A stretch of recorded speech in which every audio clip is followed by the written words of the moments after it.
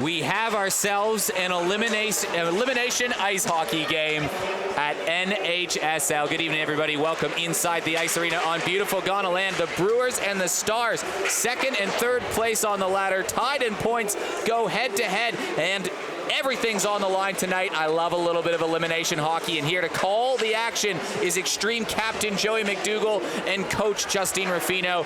How's everybody doing tonight? Doing great. Happy to be here.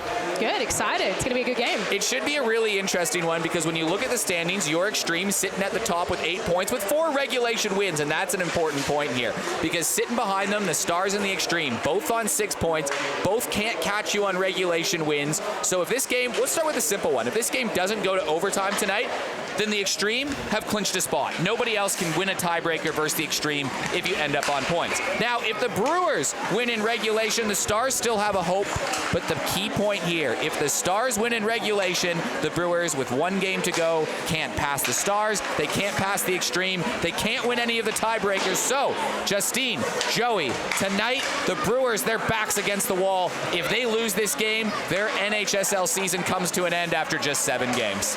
Yeah, and I know we've talked about it before. Last time I was on this broadcast, the Brewers are a team that don't go away. Like, they're always going to come out. They're always going to fight till the end. They had that 7-0 comeback a couple weeks ago. But if anybody watched the game with the Stars against the Extreme last week, we saw that exact same fight in the Stars. And if they can bring that game tonight, match the intensity of the Brewers, this is going to be one hell of a game. Every game has been epic so far, but in a game where everything seems to be on the line, from the Stars' perspective, who are you looking towards to having that big game to put the team on their back?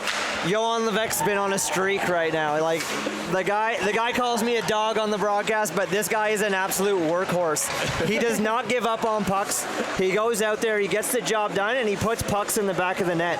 It's like, he's just a guy that gets it done all over the ice, whether he's retrieving pucks or just like that, putting it in the back of the net. He's a guy that you want going for you right now. The last time that Johan Levesque played the Brewers, he scored 4 goals. That's pretty good, right? Last time he played the Extreme, he scored 2 goals. That was his last game out. Can you believe that Johan Levesque is on a 4-game streak where he scored 3 points or more in all of those games? I can absolutely believe it. It's just the energy that this guy brings to the lineup every night. He's constantly out there giving it 110%, and he's always in a good position. Whether he's got the puck or not, the pucks seem to find him on the ice, and he's always ready to put it in the back of the net. 15 points on the season, leads the NHSL in scoring. So if Johan Levesque might be a guy to put his team on the back for the Stars, Justine, what about on the Brewers side of things? Who would you be looking for on the Brewers side to maybe have that big game today? I mean, I think you really can't go past Stevie Best. Stevie is a hometown hero. He's an Adelaide boy. And if you got Stevie Best on a breakaway, you're in trouble. It doesn't matter how you look at it. You can see here, every time Stevie has the puck, people chase Stevie. He's not running from anyone. He has control. He screams control. He doesn't mind a bit of physicality, which I think he's going to need tonight, but he is a sniper.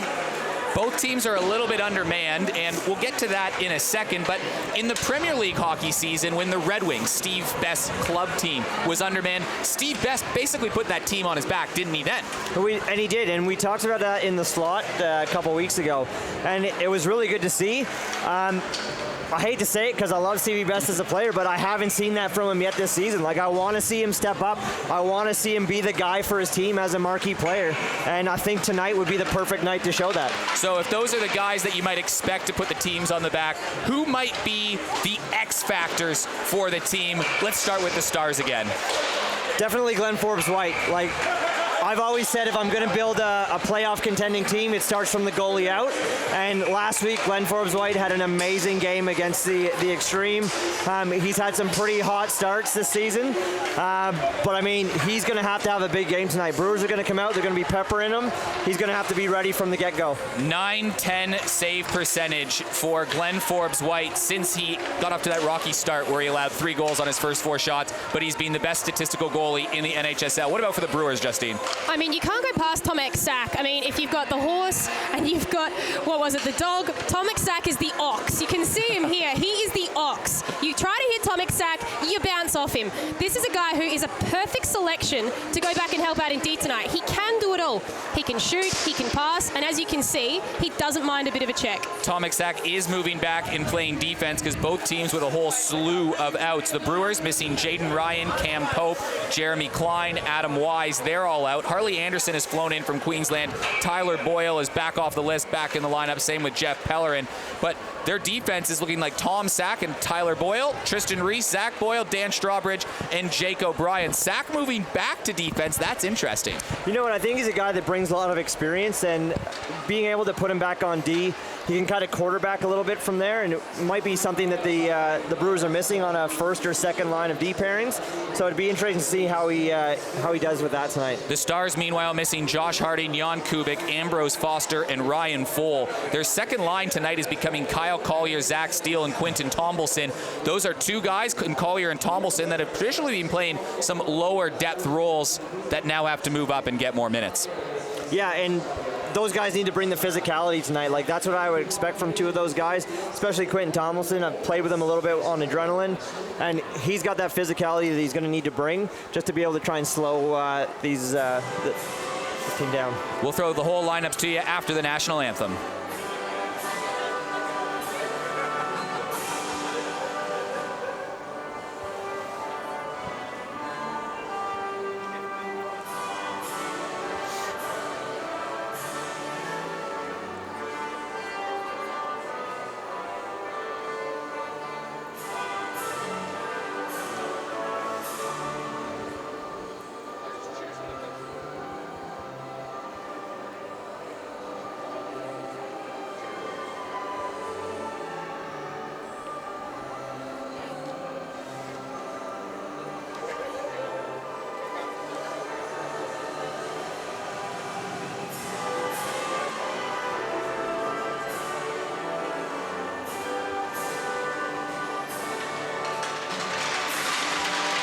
It's another sellout crowd here at the Ice Arena, and why wouldn't it be? It is potentially an elimination game as the ceremonial puck drop comes out there. I think it's Michael Burgoyne out there dropping the puck, the captain of the Ghana Boomerangs. Justine, you were part of that team, weren't you? I am. I happen to be the head coach of that team. So very, very impressive group of young men, all Indigenous, except for our beloved Marco Komazek, who plays for the Stars. He's there as a mentor. Travelled to Canada, travelled up to Darwin a couple of times. A really great group of kids. But tonight, the focus is on elimination hockey. If the Brewers do not win this hockey game, they will be eliminated. They could lose it in overtime, so let's clarify that. They could also win it in overtime. If this game just ends in regulation, the Extreme clinch a spot in the playoffs. If the Stars win in regulation, it will be the Extreme versus the Stars in a series for all of the marbles. And if it goes to overtime, it will be chaos. So, do you like playing in elimination games, or is it a bit nerve-wracking, or what's the feeling as a player in a game where you know that your season could be over? I love the pressure of it. I think for a lot of guys, the pressure of a game definitely kind of ramps up the energy. It ramps up the intensity of the game, and you know, it does make or break some guys. And for me, it's a style of game that I love to play in. No, I have to agree with that. It's the physiology of it. You're literally, it's one of those moments you absolutely embrace all of the adrenaline that comes your way with this, because you know if I'm going to play well, it has to be today. Special teams could always be a factor on the season. The Extreme have the top penalty kill, they have the best power play, and they have the best record. The Brewers and the Stars, eerily similar in both departments. The Brewers are 39 for 46 on the penalty kill, the Stars 40 for 47. Brewers on the power play, 4 for 41, Stars 4 for 45. Face-offs, both teams slightly below 50% on the season. So something's got to give. Someone's going to have to lift up on special teams, you'd expect. Oh, and that's just it, right? Like, this is what we're looking for tonight. It's who's going to bring their best game, who's going to get into that category where they haven't quite made it to yet. As you said, with the penalty kill, who's going to have the best one? Who's going to have the best power play? And it comes down to those percentage bits of the game that are going to make the difference tonight. All on the line as the NHSL round 10 gets underway. Stars and Brewers both need a win. Brewers facing elimination. Puck at the point. It's a shot from forward turn defenseman Tomek Sak, and it goes back to Tyler Boyle. Steve Best. Line's getting switched up here by the Brewers. It is Steve Best playing with Nicola Powell and Tyler Leeming. they're all Red Wings in the local competition, so I'm sure they've played together before. Back behind the goal, it's swooped around the corner and chipped up forward once again. Jake Hazel, back behind the goal, wraps it around the boards. Picked up by Tyler Leeming behind the goal. Leeming on the goal line, flicks it over to Steve Best. Early pressure from the Brewers, and Glenn Forbes-White makes an early first save. And we saw this last week. The Extreme came out and they had their early pressure on the Stars, but they were able to weather it. Glenn Forbes-White made some key big saves early on in the game, and end of the first ended up in a 1-1 draw. That's right, but in this instance, I think we're seeing the Stars on the back foot a little bit here. I think the Brewers are they're making a push. Tomek Sak, very effective in his new role. They're really going to have to fight back here. Harley Anderson, flown in from Queensland, wins the draw shot from the point. Big rebound in the slot. It's picked up by Daniel Chen. Johan Levesque up the corner. Levesque out wide, fires and scores. It takes less than a minute, and Joey Quebec has the Stars in front. One of those guys that you're always jealous of when you play with. It seems that every puck he puts on the net goes in. But I mean, and that's all it was. It's just an easy shot on net, trying to create a rebound most likely, and it slips right through the wickets of Matus and nets. Poor Matus, though, that was so perfectly placed, barely off the ice, just straight through the 5-hole. Yeah, but you know what? We've seen it before, and if I'm the Stars, I don't want to get too over anxious about this because Matus has had slow starts and battled back later on in the games. The last time these two teams played, the Stars had a 7-0 lead.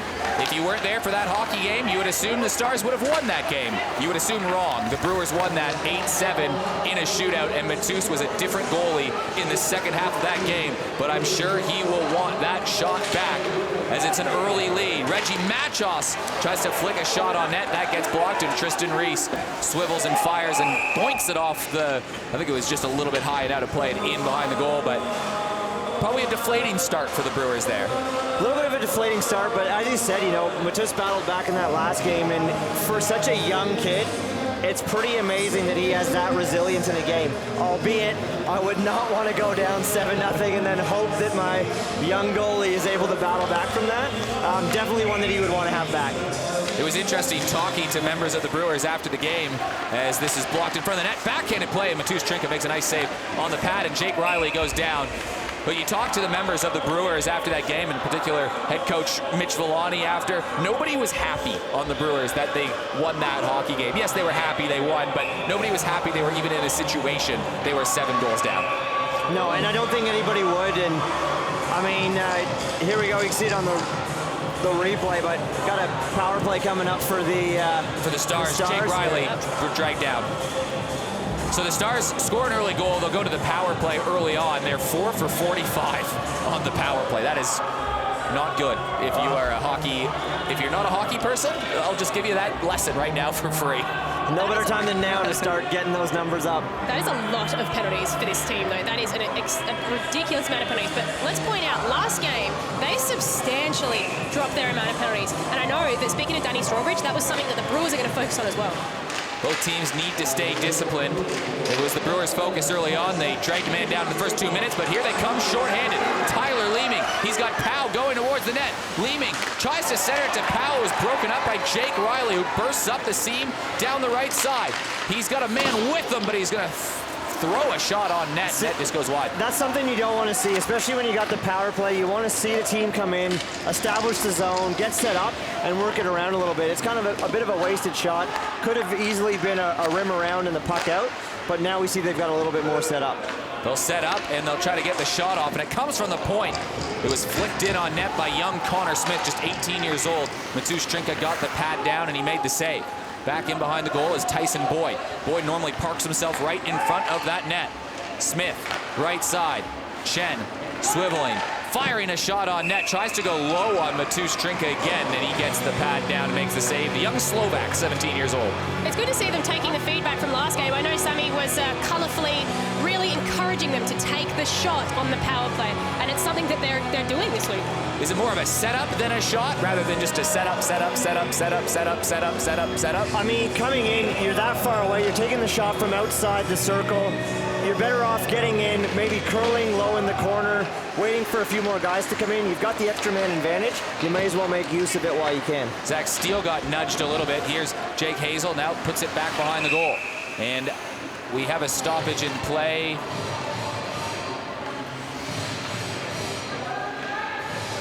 And it's coming out of the zone, I think. Offside? Do we have a crease, maybe? Oh, net was off. Oh, it was okay. So the draw will come back outside the zone. An early goal to Johan Levesque. You would have never guessed it that Johan Levesque scored a goal. Turned 30 yesterday, Johan Levesque. Zach Steele powering his way down in behind the net. Steele, sneaky 6-7 points on the season. He just turned 20 years old. One of South Australia's better young talents that's trying to piece it all together in this pro league. Jake Hazel chips it in. He's cut off by Jake O'Brien, and Hazel's all over him. Scooped up by Jared McDonough. McDonough lobs it off to the left point. Zach Steele has trouble settling it down, and he'll put it back in behind the goal. Jake O'Brien gets banged in the corner once again, and he's going to have to flick that puck to a Stars player, and they'll throw it in front of the net. Picked up by Hazel, across on the back door, and the Stars just couldn't quite connect. Now back at the point, Steele, right side, fanned in front of the net. Komazek tried to get a shot off, and it goes back behind the goal. Penalty comes to an end. Stars trying to set it up, and I think the net might be off its bearings again. Yeah, some good pressure there by the Stars on the power play, moving it around really well. Nobody getting too selfish and wanting to take all those shots. A couple screens that got passed off.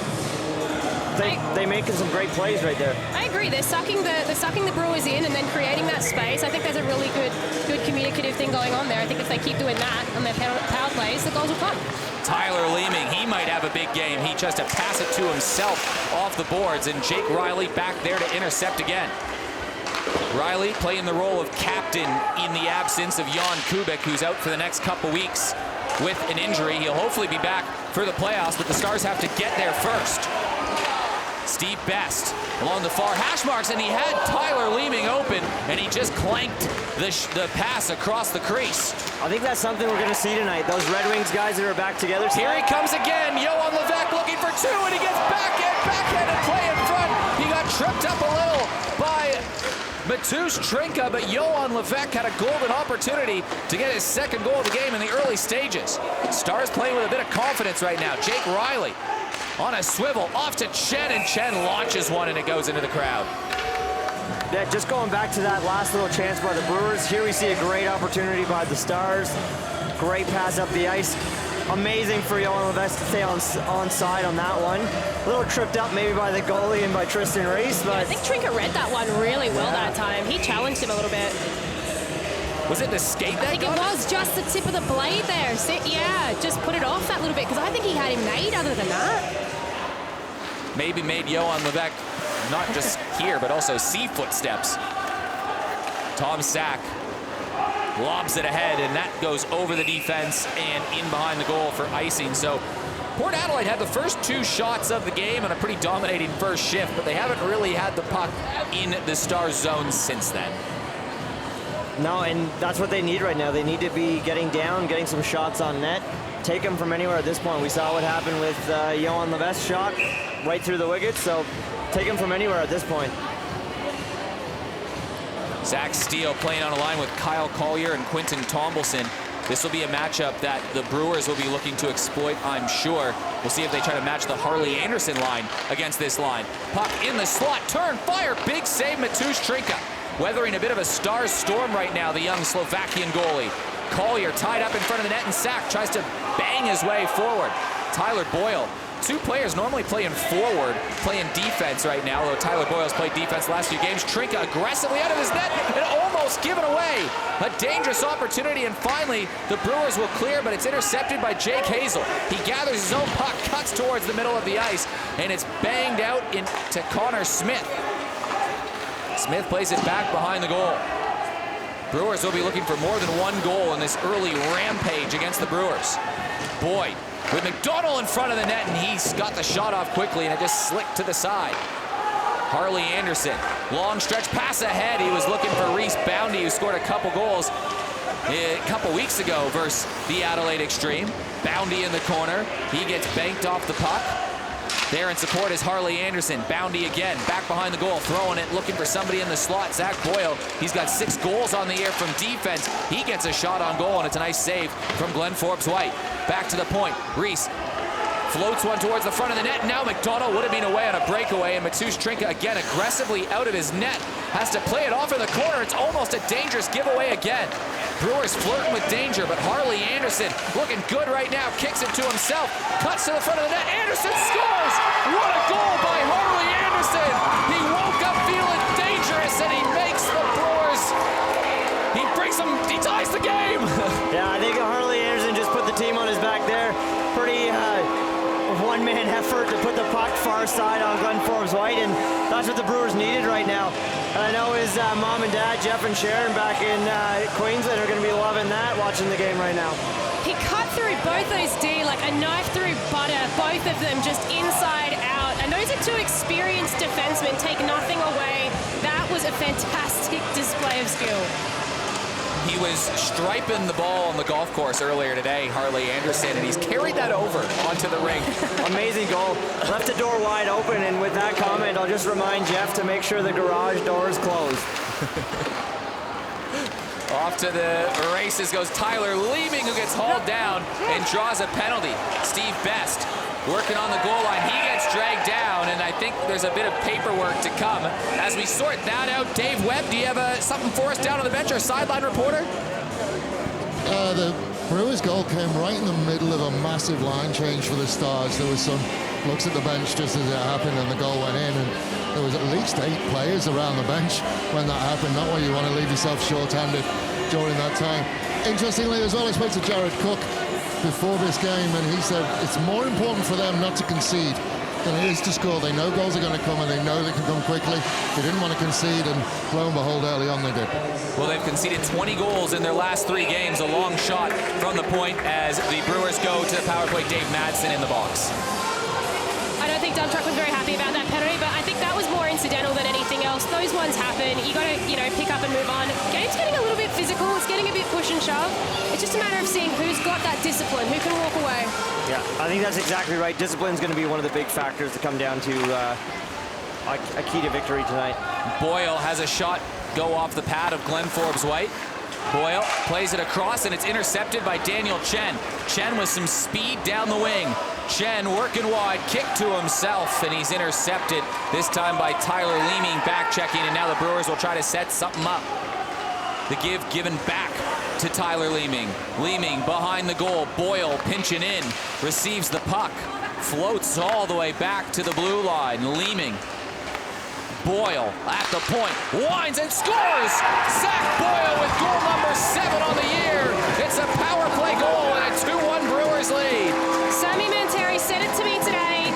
Zach Boyle needs a man on him. He needs to be watched. He is dangerous. He has just proved how dangerous he really is. What a shot. Yeah, we were talking about those power play stats before the game, and perfect example of what the Brewers had to do tonight is just up those percentages of power play goals. Both teams enter the game only with 4 power play goals, and both teams not really converting a lot of opportunities. Stars couldn't convert on their first chance. The Brewers take 45 seconds and have a power play goal, and now it's a 2-1 lead after they weathered a little bit of an early Stars storm. All started with that Harley Anderson goal. Riley intercepts, looking for a man in tight of the goal, and Quentin Tomlinson couldn't quite settle it down.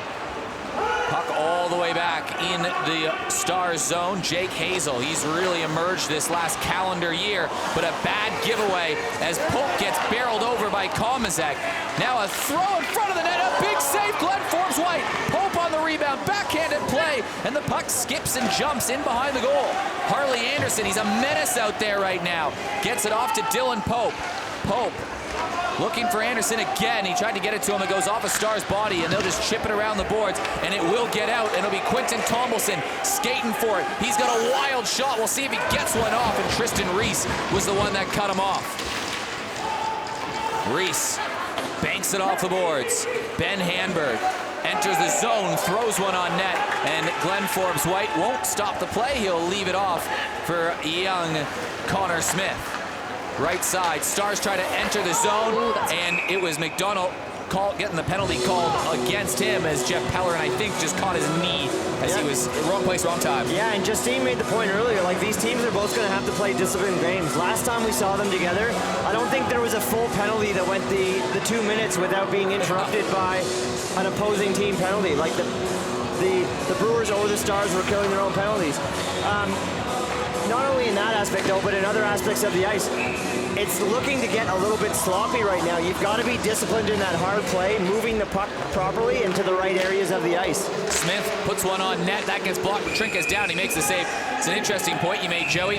Entering last week's game and even this week's game, the Stars are the most penalized team by a mile. Last week versus the Extreme, they only took 3 penalties. The Extreme scored on one of those opportunities that were given, but that was about 7 penalties less than they normally take, and the Stars won by 1 single goal. I reckon if you really break it down, that has a big factor in that. And I really think it does. And I mean, you know, you can say all you want, but the stats don't lie. So it's absolutely a big factor.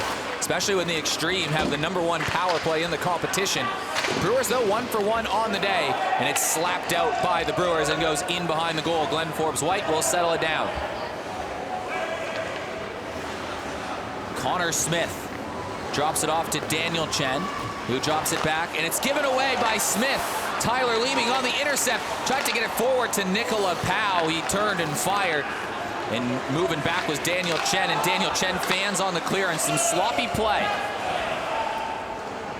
Even Daniel Chen makes mistakes. Right. This is where you want to be tightened up, though. You got a 1-goal game. Like, you need to focus. You need to pull your head in, and you got to be making those easy passes. Round 3 of this attempted breakout from the Stars. Just give the puck to Levesque, and something probably good is going to happen, and it almost did there as he sent this puck wide.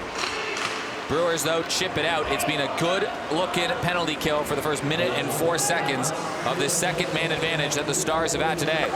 Levesque scored in the first minute of the game, but Harley Anderson, a nice individual effort, and a Zach Boyle power play goal has the Brewers up 2-1 at the exact midway point of the first period. Brewers need to win or their season is over. Unless it goes to overtime. Rebound while short-handed, and it's Ben Handberg causing all kinds of problems. Harley Anderson, Handberg slapped. That's blocked in front of the net, and the Stars really can't get anything going. Quite a shift in momentum, even here on the Stars power play. Like, rebound in front off the Tyson Boyd shot, and now a skirmish in front as Matusz Trinka was interfered with at the last second. Brewers bringing the intensity. But here we go. This is exactly what we just said. Like, the Brewers are on a penalty kill right now. They might be going down another man for coming in. Might have been a cross-check there on another Stars player. It's discipline, Joey. We said it. It's discipline. Even in front of your own net. I get that you want to be protective, but he's on the ground, guys. Like, let's just keep it, a little bit clean. Stay out of the penalty box. Maybe not lose a 1-goal lead. I've always been coached to play the puck until the whistle goes, and that's all that happened there. And probably a little bit too aggressive from the Brewers defense. Yeah. Might cost them another penalty here.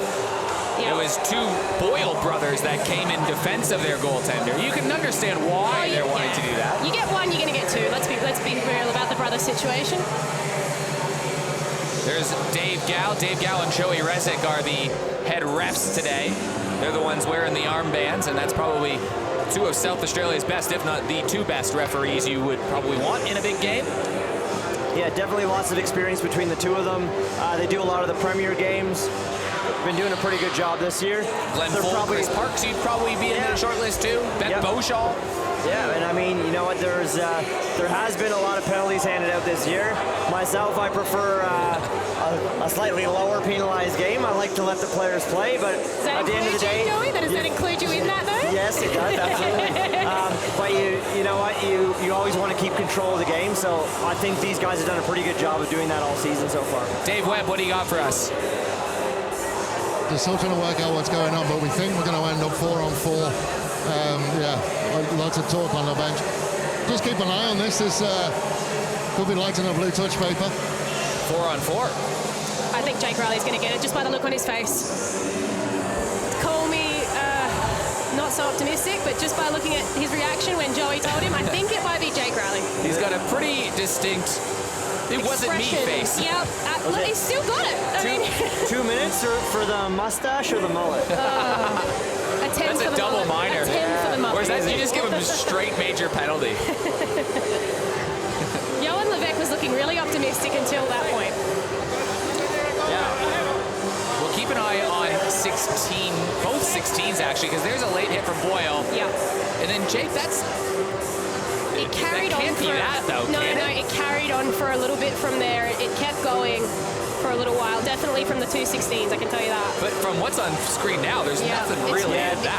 The only thing I can think of in this instance is a lot of the times what will happen is when the defense come in from the blue line, it's usually a third man in kind of penalty call that will happen. I'm not sure if Jake Riley's the one that's going to get that. He was kind of the first man in on that. Yeah, but I didn't really see anything that Jake Riley did in that replay that would lead to a penalty. So I actually thought he was quite disciplined. Tyler had him by the head, and he was sort of just trying to shrug out of it. So, yeah. Well, it's It is what it is. it's looking like two coincidentals Eric, here. I've got it when you want it. Yeah, it's going to be it is going to be two coincidences. It's still 5-on-4. So Marco Kamazek will play back. So after all of that, a couple players go, but it looks like there's been a 2 and a 10 given because the old 734 put up. I'm not too sure what's going on. Wonder who that's for. We'll get the update shortly, ladies and gentlemen. It's both Boyles, a Boyd and a Riley. So it's Jake Riley, Tyson Boyd, Zach Boyle, and Tyler Boyle going off the ice, all of them for 2 minutes. So that's why it's up on the board as Chen fires one on net. It's a shoulder save from Matusz Trinka. So it's 7:34 is when all 4 of those players are eligible to return, not a 2 and a 10. It's all confusing, but we've got it sorted. Definitely one of those instances, like I just said, though. He's like, you kind of got to let the guys play a little bit. Yeah, there's a little bit of rough stuff, but if it's all that even, just let it go. It washes. 2-on-1 the other way, and a shot on goal from Zach Steele. That goes away. The Stars now 0 for 2 on the power play. Down there, it's Steve Best. Best tries to look for somebody coming in for support, but he was the only Brewer forward in on attack. Jared McDonough leaves it off for Connor Smith. Smith puts it to Zach Steele. Steele up towards Benson. Benson, long lead pass on the right side. Team's just trying to survive to that 7:34 mark where a swath of players are available to return. Ooh, did you see that? Stars are going to like this. I think the Stars are getting too many men on the ice right now. Oh, I saw that too. That is unfortunate. You hate those penalties. As a coach, you look over to the door and you think, who the hell was that? Who did it? It's very much one of those, it's not a penalty you ever want. So unnecessary. Dave Webb, do we know who done it down there on the Stars bench? Not yet for the too many players on the ice. Quinton blame Thompson Sammy. serving it. I'm blaming Sammy already. I have no idea. It feels like there's too many people on the ice at all times down here, Eric.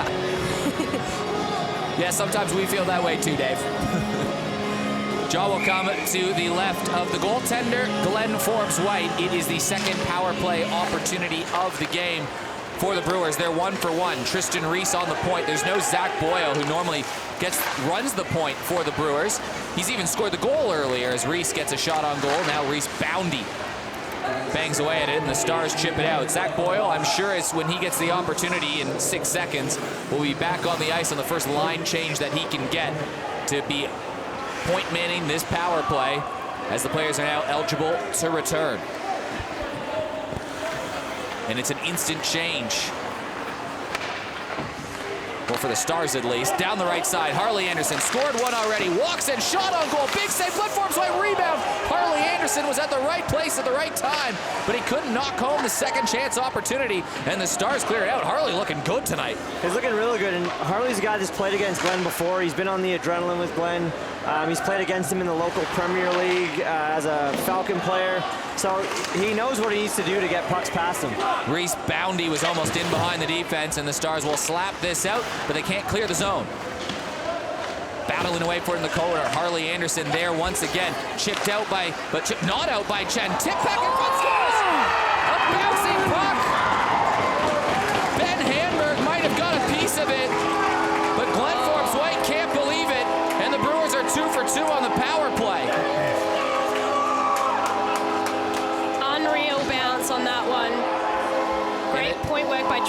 crease here. And just over Glenn's glove. He had it. He nearly had it. I think that's a Tristan Reese goal. I don't think anybody touched that. I was going to say, I think the bounce the way it was, I don't think it touched Hamburg, did it? He was claiming it. He was claiming it. Did it touch him? It's hard to tell, but what a bounce, though. Gosh, poor Glenn. If I'm the Brewers right now, I don't care who touched it as long as it's getting in the back of the net. What an unbelievable goal. And that just goes to show you that's what you want, right? We saw it earlier on with Johan Levesque. Put the puck on net, good things happen. Yeah, it doesn't matter how it is or what it looks like. At the end of the day, if it goes past that line, it's a goal. 3 unanswered goals from the Brewers. Well, it's been kind of a nightmarish last couple periods against the Brewers for the Stars. At the midway point, remember the last time they played, they had the 7-0 lead. Since then now, and I guess the last 2 and a change periods, it's 10-1 for the Brewers combined. Yeah, but I mean, you know what? We saw it with the Brewers comeback. 20-minute stop time is a long game for 3 periods, so there's more than enough time to come back and assert yourself in this game. A 3-1 lead, 2 for 2 on the power play. Special teams are the difference at the moment. Nick Powell looking for Leeming on the backhand. Steve Best gets wove off the puck. Leeming on the sharp angle, tried to go up high. Now the Brewers just throwing anything they can on net. Back behind the goal. Boyle pinching down low.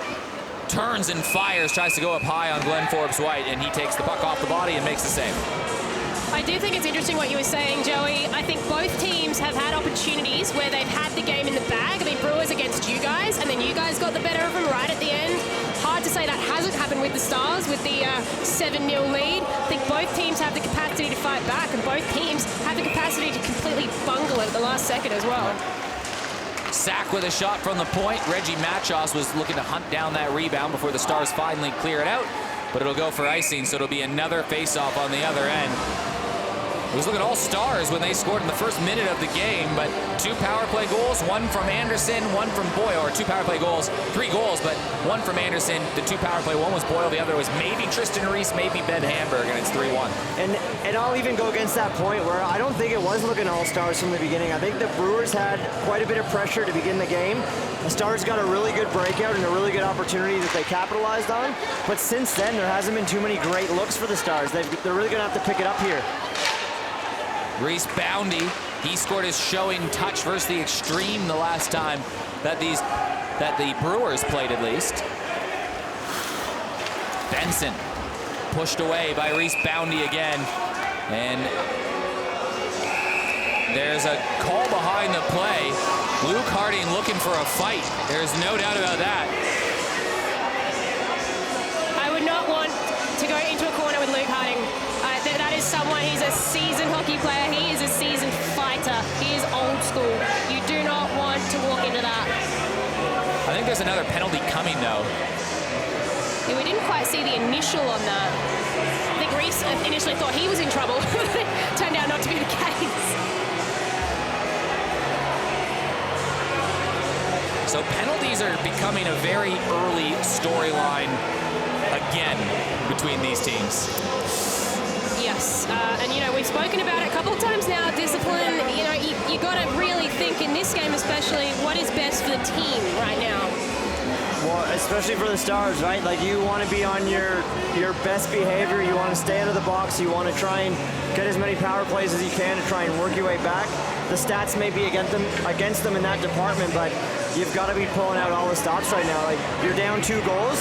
You don't want to be going down into the intermission. You want to at least try and tie it up or get yourself within that 1 goal. And 1 goal here gets them that momentum if they can hold off the Brewers for another 5 minutes and 33 seconds. And we just saw a brief shot of the benches. The Brewers looking quite cheery, the Stars not so much. So maybe that's a bit of an illustration of how this scenario plays out in the bigger picture. And it goes back to what I said, like, it's a 20-minute stop time game for 3 periods. You need to keep that energy on the bench. You need to not be hanging your head.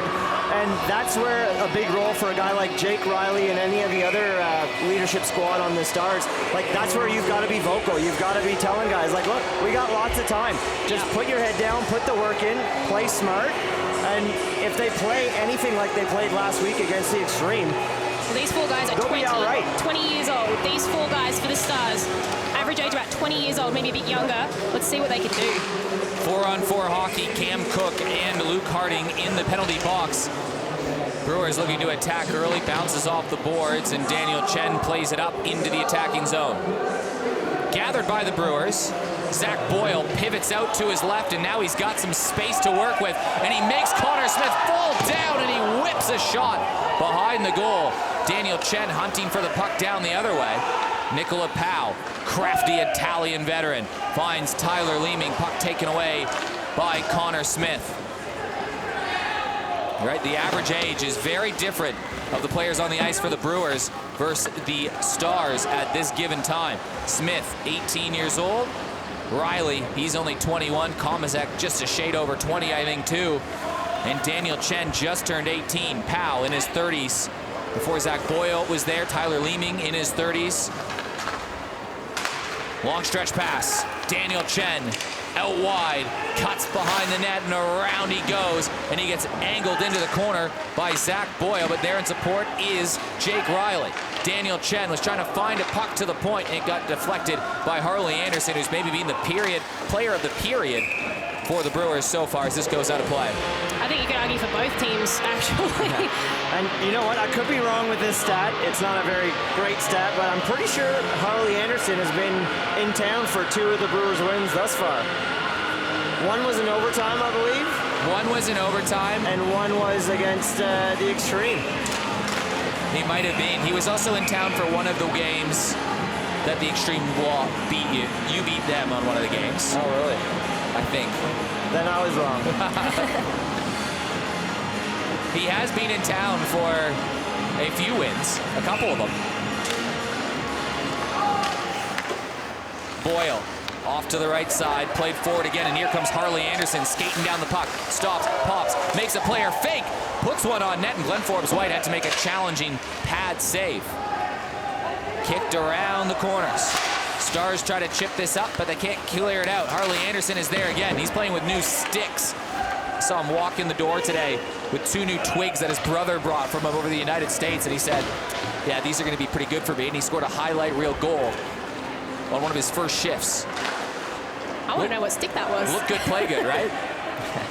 Walking in over the zone is Johan Levesque, and Harley Anderson takes the puck away again. Anderson dishes to Pope. Pope fires a shot. Anderson scores! Harley Anderson is 2! The guy's on fire right now. You said it, Eric. That stick's going to sell out.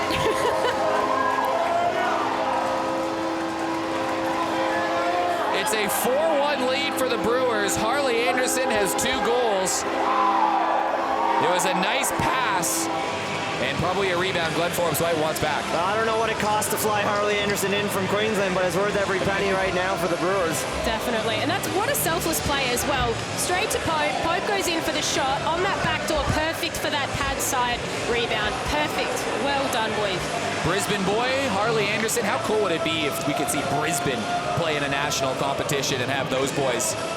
You know what, I've been up that way before. I've seen some games played just with the local league, and there's quite a bit of talent up that way, and I don't think there's any reason why they shouldn't be. Maybe it'll happen sooner than we think. Long shot on net. Oh, Matus Trinka! What a save! Sprawling out to keep it a 4-1 game. Loose puck again. Trinka down low. One another save. And Matus Trinka consolidating the Harley Anderson goal. And you know what? This is exactly the kind of response that the Stars need to have right now. They need to be putting the pressure on, getting the shots on net, and it's a perfect execution of that right here. I agree, and I think that getting some bodies on bodies and getting some physicality into it, trying to shift that momentum once again. It's shifted a couple of times this game. It is crucial to keep them alive. Yep, and especially going into that intermission, like I said earlier, you want to have that momentum going in, and even if the Stars can get it here for the next 3 minutes and 8 seconds, that's something that you can take into the second period to build off of.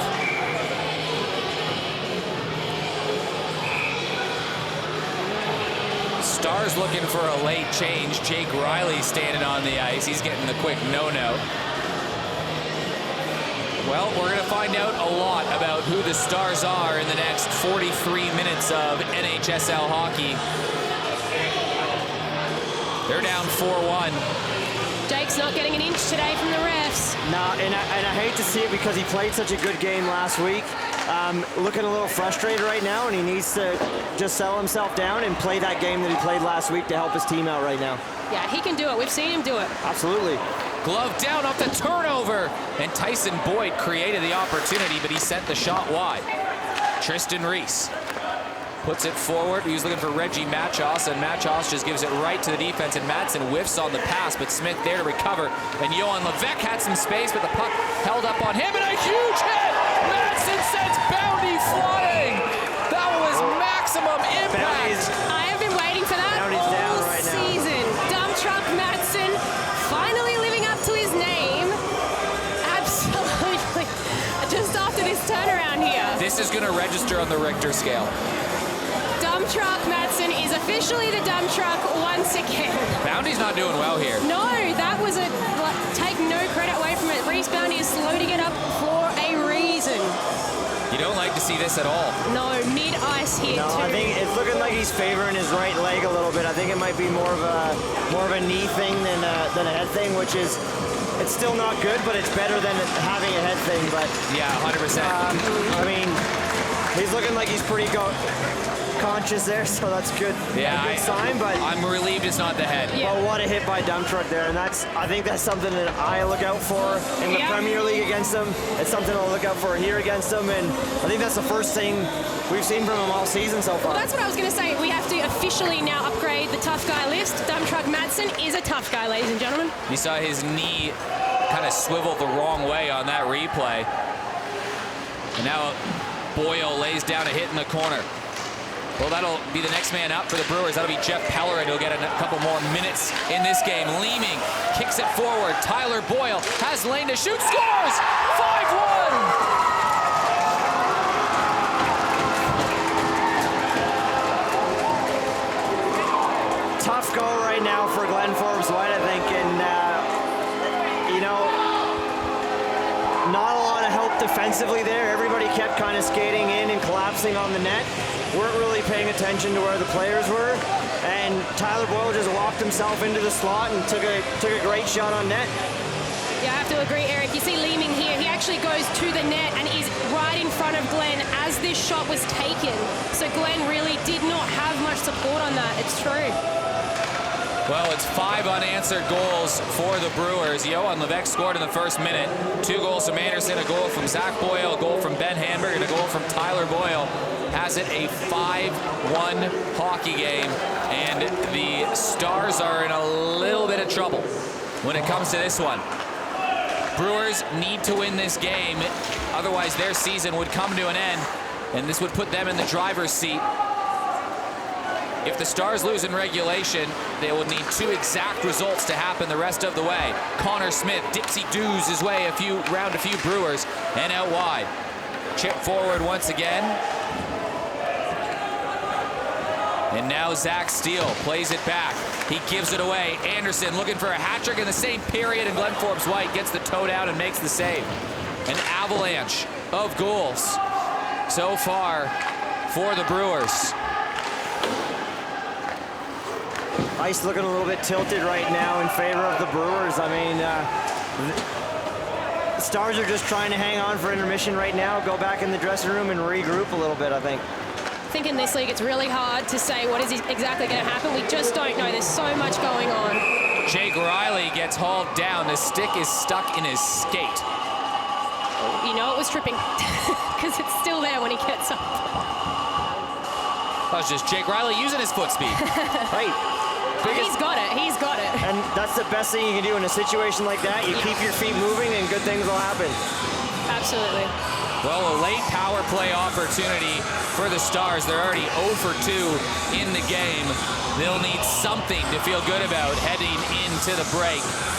5 unanswered goals for the Brewers. And they'll slap it all the way down. And the first man back is Steve Best. Best centering play. Leeming, big save. Glenn Forbes White. Hey, the Brewers have scored 5 goals. We haven't really called Steve Best's name a lot so far either. And I was going to mention it a little bit earlier, but the Stars have been doing a really good job of holding off this top line right now. All the goals have been coming from that second line with Anderson, Pope, and I can't think of who else is on there, and Hamburg.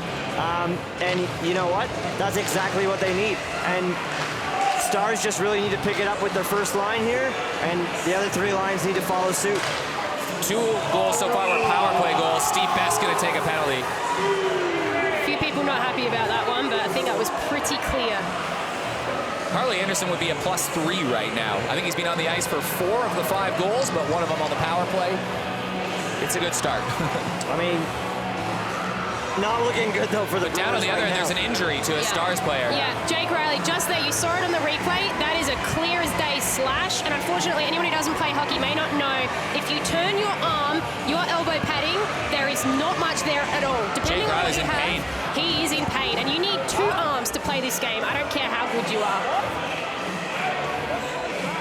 But that, unfortunately for Steve, I don't think he intended to slash him exactly there, but there, you can see it here, there's not a lot, on the inside of the arm, there is nearly no padding for most players. 5-on-3 advantage, but right now, the Stars without their captain, Jan Kubik, and without the guy who's been the acting captain, Jake Riley, for this very crucial power play for the Stars. They do have Daniel Chen, and Chen's got some speed. He goes wide, cuts to the middle of the ice, drops it back to Smith. Smith fires it on net. That's blocked by Harley Anderson. Time peeling off in the first period. Sharp ankle shot, tipped down low, and they swat at it, and that one goes a little bit wide. There won't be time for another play. It was all Port Adelaide Brewers in the first period, 5-1.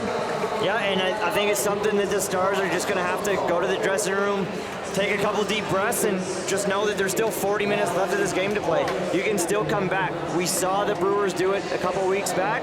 There's no reason why the Stars can't regroup and get a good game out of this still. I think that's a great opportunity, Joey. I think this is what they've always wanted, is an opportunity for that redemption game, that time to prove they can come back too. 7-0 up, 8-7 loss. This is the time to prove they can make the coin turn their way too. Let's go bench side. Dave Webb has Harley Anderson, I think. Good evening, everybody. Welcome to the side of the bench. Harvey, wonderful first period for you, 2 goals. Now, I've been told, Little Bird has told me, that the only reason for those 2 goals is the brand new stick. Yeah, no, the extra 2 inches. My brother bought some sticks out from the States, so definitely feels a little bit more comfortable out here in the last 2 games, so it's working well. Yeah, I spoke to Jonathan before your game tonight. He said it was more important for you not to concede than it was to score goals. Conceded very, very early. Was there a switch that triggered then? Yeah, obviously that first goal, it's just a bit of an unlucky situation. We sort of covered well, but, those ones do go in, so we sort of just tried to stay positive on the bench and, keep that mentality of good defense creates good offense. So if we can hold them out, opportunities are going to come, and if we bury, then, we'll win the game. Thanks, Harvey. Best of luck for the rest of the game. Back to you, Eric. 5-1 lead. Brewers lead. We'll be back. We're going to throw to In the Slot. We talked to all the general managers this week, so enjoy that. And until then, Eric, Justine, and Joey will be back. Brewers surge has them up 5-1 at the end of 1. 2 power play goals. 1 to Zach Boyle, 1 to Ben Handberg. Johan Levesque scored the first goal of the game, and this was about the only highlight for the Stars. From them, a bit of the Harley Anderson show, a very well-balanced attack. 4 different goal scorers for the Brewers, and they lead by an unbelievable margin of 5-1. Yeah, and you know what? It's quite indicative of how the play's gone so far. The Brewers have been pressing probably, I'm going to say 15 of that 20-minute period. A pretty innocent shot on net by Johan Levesque that just slipped in on Matus Trinka, and we're sitting at a 5-1 game, but with 2 men down for the Brewers right now, Stars time to pick it up and make something happen here. So it should be it's a 5-on-3 for the first minute and 5 seconds or less of the period. So a great opportunity for the Stars to get something brewing in the second period. They start with a 2-man advantage. We're underway in period number 2 of round 10 of the NHSL on beautiful Ghana land in Adelaide, South Australia, at the Ice Arena, home of the NHSL. Central, at least. There's one coming to WA. Entering the zone, Johan Levesque fires a quick shot. That gets blocked by Tom Sack, another WA player who made the trick over here. And Harley Anderson, how's that little shovel down the ice to clear the zone? That's exactly what you want right now from the Brewers. Simple hockey. They've got a 4-goal lead right now. You put the pressure on when you've got it, but they want to be thinking a lot more defensively right now. Tyson Boyd flicks it back towards Levesque, and Anderson couldn't clear it this time. It goes off a funny bounce. Back to the point. Plays it over towards Chen. Chen whips it across, looking for Levesque. Fires one on goal. That's blocked in front again. Anderson trying to clear. Line held by Chen. Goes back to Tomek Sak. Pushed forward to Harley Anderson, and Andrew Chen has to move it back. Entering down low. Chen, sharp angle shot off the side. Rebound down low. Trinka might have got a piece of it. Played over. Harley Anderson chips it out, and he's being their best penalty killer on this section. I don't think people at home may not realize, hockey's a tough game 5-on-5. The fact that the Brewers are doing this right now, or they were doing it as a 5-on-3. Now down low, tight again. It goes over Johan Levesque's stick. He got the pass a little bit too late. Boyd down low, looking for somebody. They're not going to be able to score on the 5-on-3. The Brewers will wait. They'll try to get a man clear the zone, and it goes in behind the goal. Picked up by Tyler Leeming. Leeming works his way around. Steve Best, centering play, diving man in front. The Stars defender tried to push the puck out of the zone. It's kept in by Tyler Boyle. Boyle plays it off towards the left side.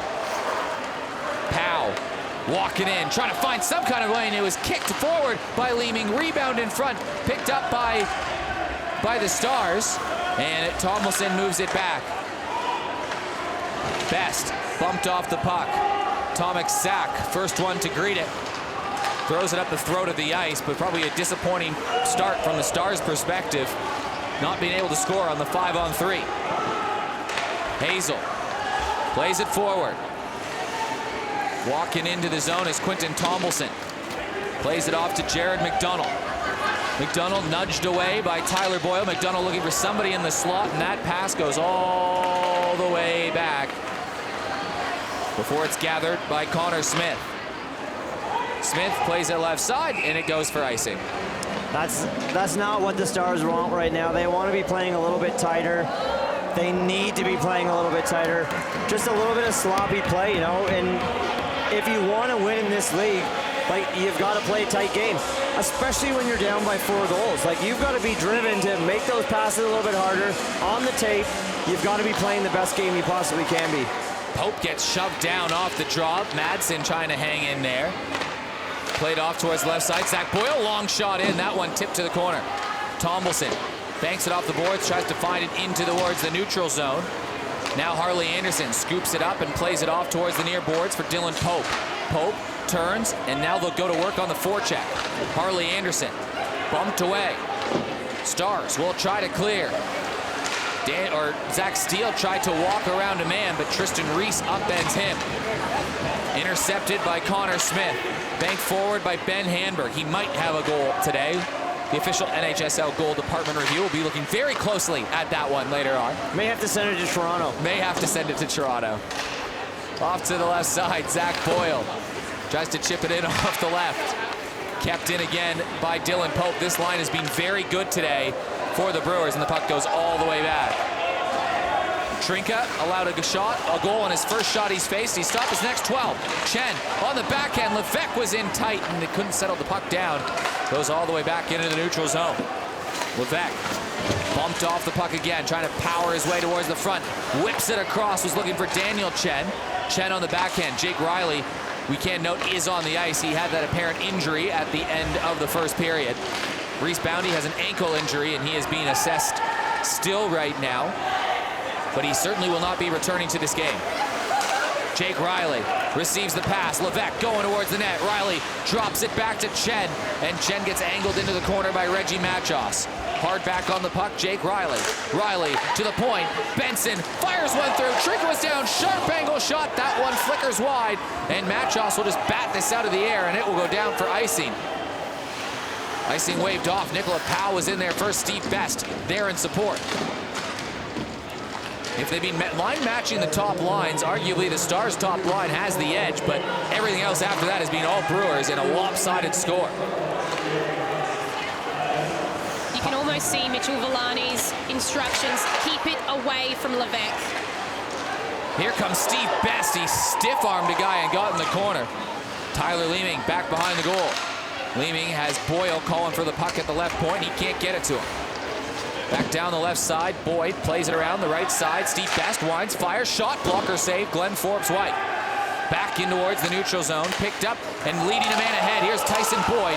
Boyd on the backhand, man pounding his way in front of the net, and Boyd can't get there. Tomic sack bumps him off the puck. He's played a nice quiet game on defense, and that's probably exactly how the Brewers would want it.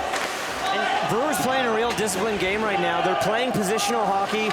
They're making it easy for themselves. Not a lot of skating, just guys in position. And here comes Ben Handberg behind the defense, gets hauled down, backhanded save from Glenn Forbes-White. And there's a bit of a skirmish behind the play. Harding back up, looking to get in the face of Ben Handberg, but I think he's going to get a penalty for it. He tied up Handberg as he was coming in.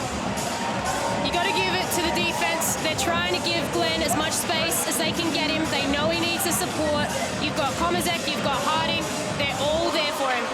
And this is a great little play here by the Stars. They're not done. They're not out. Little Timmy Benson, great shot from the point. And even this one here, really well done. They're still there. Lots to break down in this last sequence of play. There's the don't argue from Steve Best. Yep. But this is the skirmish after the whistle. I think a penalty is coming. The Brewers, I believe, going back to the power play. Yeah, I think Handberg might have pushed over Harding, let Komazek in, and Harding had something to say about it. Third power play opportunity of the day for the Brewers. They're 2 for 2 goals to Handberg and to Boyle. Zach Variety, his 7th goal of the season, and that's been a big difference in the game so far. Trinka has a go at Pope stick, and Anderson will circle back in his own end. Anderson drops it off to the left side. Zach Boyle. Stretch pass ahead, was looking for Anderson, banked off his stick, but Anderson still gets behind the defense. Anderson nudged away into the corner. Anderson tied up. And it's finally played out by the Stars.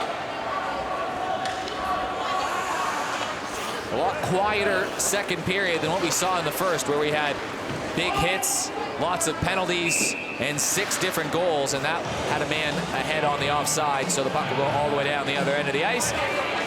Brewers still lead 5-1. Yeah, and you know what? They've got a lot of the pressure right now. They're, like I said earlier, they're playing positional hockey. They're moving the puck well. The puck moves quicker than anybody can skate on the ice, so that's what you have to take advantage of. You've got to be moving that puck. Stars, they're seeing this. They're seeing the passes. They've got the right ideas, but I think it's just a little bit sloppy. It's just got to be a little bit tighter, and they can try and get themselves back in this game. Tristan Reese plays it around the left side of the boards. Pope is there first. Tyson Boyd playing a hard-nosed game, trying to bump him off the puck. Handberg can't clear. Boyd almost there first, but Nicola Powell takes the puck away, and he'll dive his way into the zone. Tristan Reese, left side. Leeming just trying to set things up. Reese turns the pass to the right side to Boyle. A nice long pass. It was a good one over towards Tyler Leeming. Jake Hazel intercepts, wraps it around the boards, kept in by Zach Boyle. Boyle fires one through, blocked in front of the net. Stars got to clear, and they do. It goes into the neutral zone. They've killed away the first minute of this penalty. Leeming well away in, and he goes offside. I think the Stars are waiting for something to happen. They're waiting for that spark. They're waiting for that big hit, like Dumptrack Madsen's, or someone really standing their ground, somebody to light the match, but they can't wait all day. Somebody's got to step up here. You've got to say, I'm going to be the guy that gets the team going. And if that's not everybody on the bench right now saying that I'm going to be the guy, you're in trouble. Everybody's got to step up at this point in time in the game. You're down 4 goals. It doesn't matter what it is. It could be a hit. It could be a nice pass. It could just be 3 chances on net. Like it could be anything. You just got to get something going. You can't reflect and dwell on the fact that you're down 4. You put your head down, you don't look at the scoreboard, and you just keep pushing and pushing, plug along, and good things will happen eventually. Hard to argue with that. Well, Johan Levesque's had a big season, but you can't expect him to keep carrying the team, can you? And the Brewers have been taking him away and out of most of this game. Someone else going to have to be the guy. I saw Nick Powell in the intermission, and he was telling me, he's like, oh, it's a little frustrating. You know, our top line isn't doing a lot right now. But they are doing a lot. They're weathering the storm. They're not allowing Riley, Levesque, and Chen to get those chances.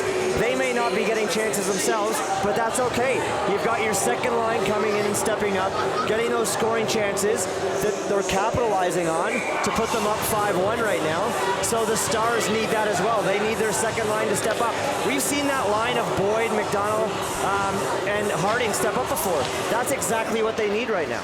They were the ones that scored most of the goals in their first victory over the Brewers back in early December. They'll be looking for that again, I am sure, played out. First, they need to kill this penalty. Still, don't forget, we've seen a 7-goal comeback in this league before, and there was less time on the clock than this. Steve Best works out wide, enters the zone. Will the Brewers set one more play up? Smith plays them off the puck. Boyle on the sharp angle, back behind the goal. Leeming, centering play in front, and Glenn Forbes-White will just paddle that down and stop play and hope for the face-off win. What were the face-offs in the first period, Justine? Interestingly, the Stars came away with 61% of the face-off wins. Despite what we've seen in the goals department, they apparently had more control in the face-offs. That's a huge step forward for the Stars. They did that last week. They had some control, and it definitely bettered them in the third period. About on par for the Brewers on the season, only winning about 40% of their face-offs. That's the lowest in the competition, but right now they don't care. They have the stat category that matters the most in hand right now, 5-1. 2 seconds to go in the power play. Leeming tried to set something up across the goal. Zach Boyle, sharp angle, that's blocked. And now with a man leaving the box, here come the Stars. Quinton Tomlinson was a little bit offside, and we'll get a stoppage in play. And right now, Stars have nothing to lose. They're playing a very tight, controlled game. They're slowing it down. They're lulling the Stars into the game that they want to play right now because they know they've got the 4-goal lead. Stars need to up the ante. But like, up the energy was the word I was looking for. They need to come out. They got to get physical again. Play the way they played against the Extreme. Get something to happen. Make something happen. Well, Sammy did say he was going to unleash Zach Steele, and there he is out there. Let's see if he is truly going to be unleashed tonight. Shot on goal. Matusz Trinka's played a really nice game since that first shot. Freezes the puck on the right side. Stopped now his last 14, 15 or so shots. And that's what we expect from Matusz Trinka. Like, he's a young guy, but he's a good goalie. He's got a decent save percentage. We've seen it for a lot of the season. The first half of the game, he's a little shaky, but he's able to bounce back.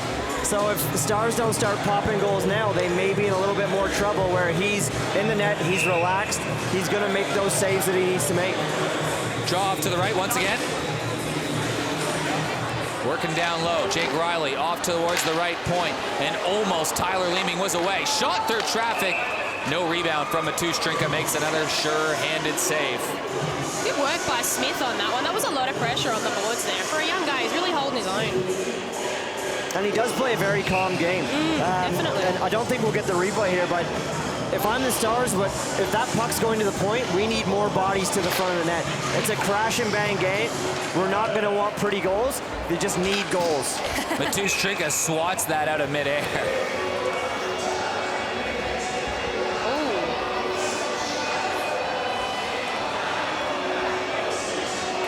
Okay. Dave Webb, you down there?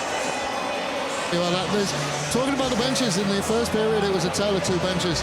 Towards the end of the first period, the Stars really looked like they didn't want to be out here on Garner Land, as you say.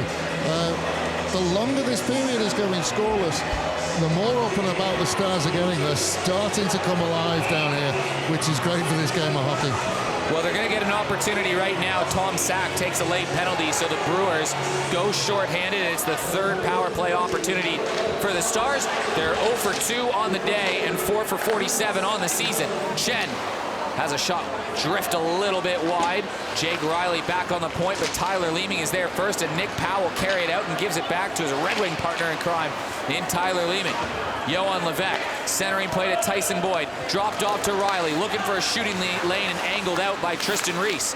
Riley to the point. Smith can't quite settle it down, finally does, flicks it to the corner for Johan Levesque, who will shovel it around the boards, and Daniel Chen picks up the bouncing disc, and it's swatted out by Tyler Leeming. A little bit of a mishandle, but I love this attitude, this real finish style that Sammy has, but make space, make space, make space. It works.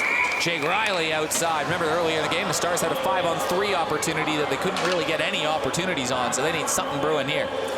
They got a good finish.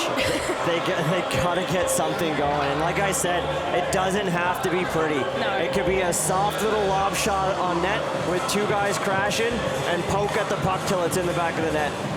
You just got to get something on the board, get a little bit of energy behind the team, and build off of that. Draw one again, and it's moved over by Jake Hazel. Entering the zone, shot on net. That goes wide. Matusz Trinka is down, had a big body in front of him. He quickly gets back up. Stars have it along the goal line. Benson gives it back to Zach Steele. Steele looking for somebody crashing in front of the net, and Jared McDonald can't keep it in. Stars have to clear the zone. We played over halfway of the power play. Long pass ahead. Harley Anderson in behind the defense again.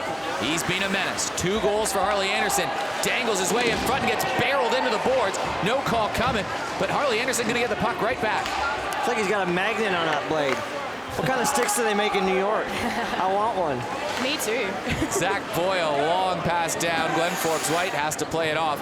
20 seconds to go in the power play, so still time to go get one more setup for the Stars if they can get moving down the ice. Long pass ahead, tipped over the stick of Daniel Chen. Quentin Tomlinson crashed in behind the goals, and he completely missed the puck. And Zach Boyle will send it the other way. Pope tries to settle it down.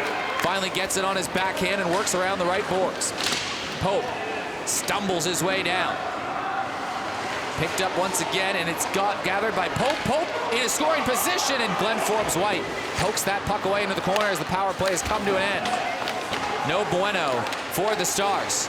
Pope on the backhand, moved away, lob forward in the neutral zone, picked up and in behind the defense. Walking in is Daniel Chen, player I thought might have been offside, and now Tyler Boyle has gone down awkwardly.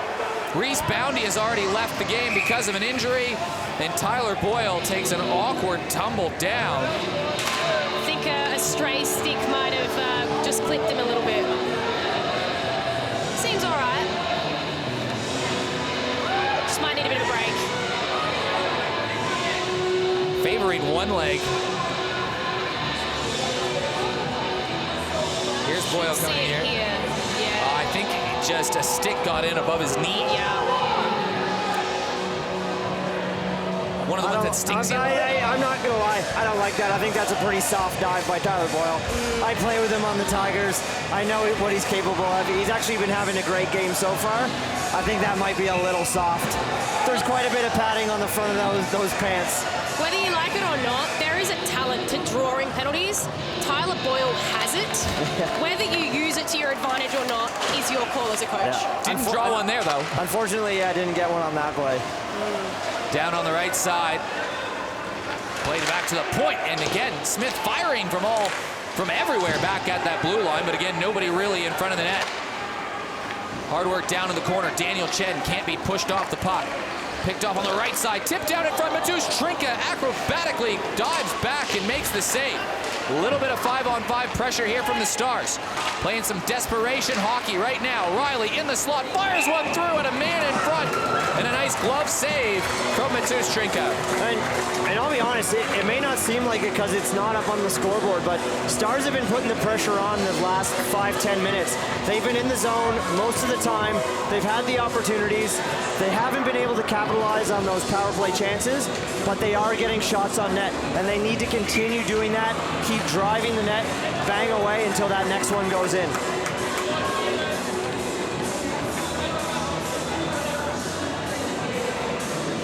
Johan Levesque in to take the draw. Wins it cleanly, but Jeff Pellerin was there first, and he pushes it forward, and here comes the first we've seen of real Jeff the Pest today. Pest looking forward to Machos, and Machos just took a bit of a tumble. Tyler Boyle back on the ice, leg looking fine. Has the puck taken away, plays it around the boards, picked up by Hazel. Hazel keeps it in, and it's still good 5-on-5 pressure here from the Stars. Chen kicking it along the backboards. Zach Boyle ties a man up. Machos chips it forward, but it goes to the stick of Jake Riley. Riley swiveling around. Tries to play it back down low. He was looking for Levesque, and Zach Boyle will play it off towards the right side. Jeff Pellerin evades a defender. Down in the corner. Pellerin centering play. It was to the right area of the rink, but nobody home. And now out wide, here come the Stars. Entering the zone. Shot on goal from Chen. And a nice save, Matus Trinka. Got to make Matus work for it. Get those shots on net, make him stop them. And you know what? Great shot by Daniel Chen. Matus dropped, so he didn't get the chance for a rebound off the pads, but that's exactly what the Stars need right now. A little bit more momentum. They definitely do, and you know what? It's that little bit of energy. It's still there. They're still here. They got a lot of time left. 27 minutes of hockey to be played. Matus Trinka allowed a shot on his first of the game, or goal on his first shot of the game. And since then, he's been perfect. Hasn't even been fazed by it. Big hit in front of the net, absorbing the pressure. Zach Steele now turning around. Fires one, third chip, scores! There he goes. Off the rebound. It's not going to be a pretty goal. That's a bang home, a rebound on the doorstep, and that's exactly what the Stars need. And what line is it? It's that third line of right now, McDonough, Steele, and Boyd. That's exactly what the Stars need right now. It's Jared McDonough that bangs that home. They are not done. They're not ready to give up. They're here to play. But that's the energy that the Stars need. Like the first line's been going out, matched up against the other first line from the Brewers, and they've kind of been weathering the storm on either side. But the third line to step up and be able to do that, that's exactly what the Stars need. Collier. They'll be feeding off that for sure. Here they come again. And Matus Trinka makes a big save. But all of a sudden, it's a 5-2 hockey game, and the Stars have a bit of pep in their step. Is that the momentum shift we've been waiting for? You know what? The Stars have had the momentum. I think they've been in the end of the Brewers most of the game. That goal could be exactly what they need. Hopefully open the floodgates for them. Tristan Reese off the face-off, plays it back behind his own goal. Tom Sack kicks it out towards the left side, and he's looking for the receive pass, and the puck glides all the way down in behind. So another attacking zone face-off from the Noarlunga Stars, who have really tilted the momentum. They're winning the period right now. Yeah, and it's good. It's what the Stars want to see. Like, that's the energy they want on the bench. But not only that, they don't want to get too offensively minded. They still want to make sure they're attacking, but they're playing a defensive game because the Brewers have that ability to still come back. Look at this shift up here. You got Harding with Riley and Levesque. Yeah, lines are being mixed up right now. Steve Best trying to slip his way through the defense. Has the puck taken away from here, and here comes Jake Riley. Riley with some open space. Riley fires a shot. Rebound pops free. And getting there first was Tom Sack, who just plays it around the boards. Leeming turns and fires a hard pass off the stick of Nicola Powell. Jake Hazel whiffs on the clearance. Leeming is there first. Powell down low. Back to Leeming behind the goal. Tyler Boyle receives the pass at the left point. Boyle has the puck taken away from here, and the Stars were almost off and running. Best backhanded play back behind the goal. Benson working his way forward. Jake Riley looking for some space, puts on the burners around Steve Best, tries to dangle through the defense, but they can't clear the zone. Levesque in front. There was an open net, and the puck just kind of floated across the crease, and it goes into the corner. Kept in by the Stars. Riley off the rebound, off the deflection. Plays it back behind the goal. Johan Levesque there first. Machos bounces off him, and Levesque goes diving down. And now a big collision in the corner as Harding and Steve Best collided. Levesque is limping. It's not a good sign. Playing back down low in the foot race for it. Madsen plays it around the boards. Steve Best intercepts at the right point. Drops the puck down low. He was looking for someone down there. Pushed forward. Quentin Tomlinson carrying it through traffic. Now he's working against Pellerin, and Pellerin and Tomlinson are going at it a little bit. This game is being chippy from the get-go. Zach Boyle has two Stars converge over them, and they've created a turnover. Jared McDonough, the goal scorer a couple minutes ago. Another big hit. Down tight. Matus Trinka makes a big save, getting down low to stop the puck. Joey, you said up the ante. I think this is the ante. I think this is what we've been waiting for. They've upped it. It's up. No, it's good, and it's exactly what we want to see at this time in the game. You're past that halfway point. You want the momentum going your way. And momentum shifts are not easy to come by, especially when you're down by 4 goals. It's pretty tough, and the Brewers were doing a good job of containing for a little while. Stars did a great job of keeping the pressure on, and they got rewarded with the goal. And they just got to keep on the same game plan, keep going with what they're doing. This is game number 10 of the NHSL, and every game has been settled within the last 2 minutes of the hockey game. So you'd expect there'd be a lot more to come. This line is being quieter in the second period, and a huge hit. Ben Hamburg steamrolled McDonough, but the Stars enter in, and then there's some big hits flying around tonight. Listen, I'm going to call it now. If the Stars can keep this pressure up, the Brewers are going to get frustrated, and they're going to start taking penalties. We've seen it time and time again. Going back to what we said in the first period, if the Stars can be that disciplined team, or the more disciplined team of this game, take advantage of their power plays like they haven't quite done yet, we're going to be in for quite an ending to this game. It's a foot race for it. It's Hazel versus Hamburg. Hamburg almost got there first. He reached out his stick and knocked it into the corner. Pope working on the near board. Stars lead a man ahead. And it's picked up by Tyler Boyle. Off towards the right side. Sack centering play. Intercepted by the Stars defenseman. And it's pushed forward by Kyle Collier. Knocked down. Zach Steele battling away with it. Long pass forward. Harley Anderson touched the puck and goes in behind the goal. Anderson in the corner. Just floats it back behind the goal. Jake Hazel there first. Tom Sack overskated the puck, but Tyler Leeming there to cover. Back up to Sack. Sack normally plays forward, tonight playing defense, so he doesn't mind joining the offensive rush here, and he's going to draw a penalty. So the Stars going back to the penalty kill as the Brewers will look to score on their 4th power play opportunity. Getting to this point of the game, you know, guys start to get tired. You kind of take a little bit of a lazy penalty like that, especially with a guy burning in. Might just be the case of a little bit too long a shift. Like, should have, you really got to take those 30, 45-second shifts in this league. Keeps everybody honest, and I think just a little bit of laziness, and you get called on a hooking penalty. Daniel Chen goes to the box. Tristan Reese pinching down low, carries it all the way back behind the goal. Was looking for somebody in the slot, but it's intercepted by Johan Levesque. Levesque tries to go out wide, tries to dangle around Powell, but Nick Powell holds his ground. Either way, Jake Riley will scoop up the puck first for the short-handed Stars and throw it back to Connor Smith. Back to Riley. Rifled around the boards. Powell keeps it in at the right blue line. Plays it across to Reese. Reese fans on the shot, kicks it to himself, back in front of the goal. Rebound comes down for Tyler Leeming. Chip back to Powell. Powell in front of the face of the goal, goes off the backboards. Steve Best down in traffic, tipped down in front. Boyle chipping away at it, and Glenn Forbes-White makes a very crucial save. See, it's moments like that I really want to see the Stars defenseman get in front of Glenn and really support him. But Nicola Powell, I mean, that is some excellent body work from a guy who could not stand more than 6 feet if he tried. Andrew Chen, take notes with Johan Levesque is coming down at you. Yeah. But I mean, you know what? A guy like Johan Levesque with the foot speed that he has, I'd like to see a chip there into the corner, beat Nick Powell to the corner, and then at least you've got yourself established low in the zone to try and kill off some of that penalty. Harley Anderson back down low. Zach Boyle at the point. Long shot through traffic. Bouncing puck in the slot in the danger area, and the Stars will be able to clear this out.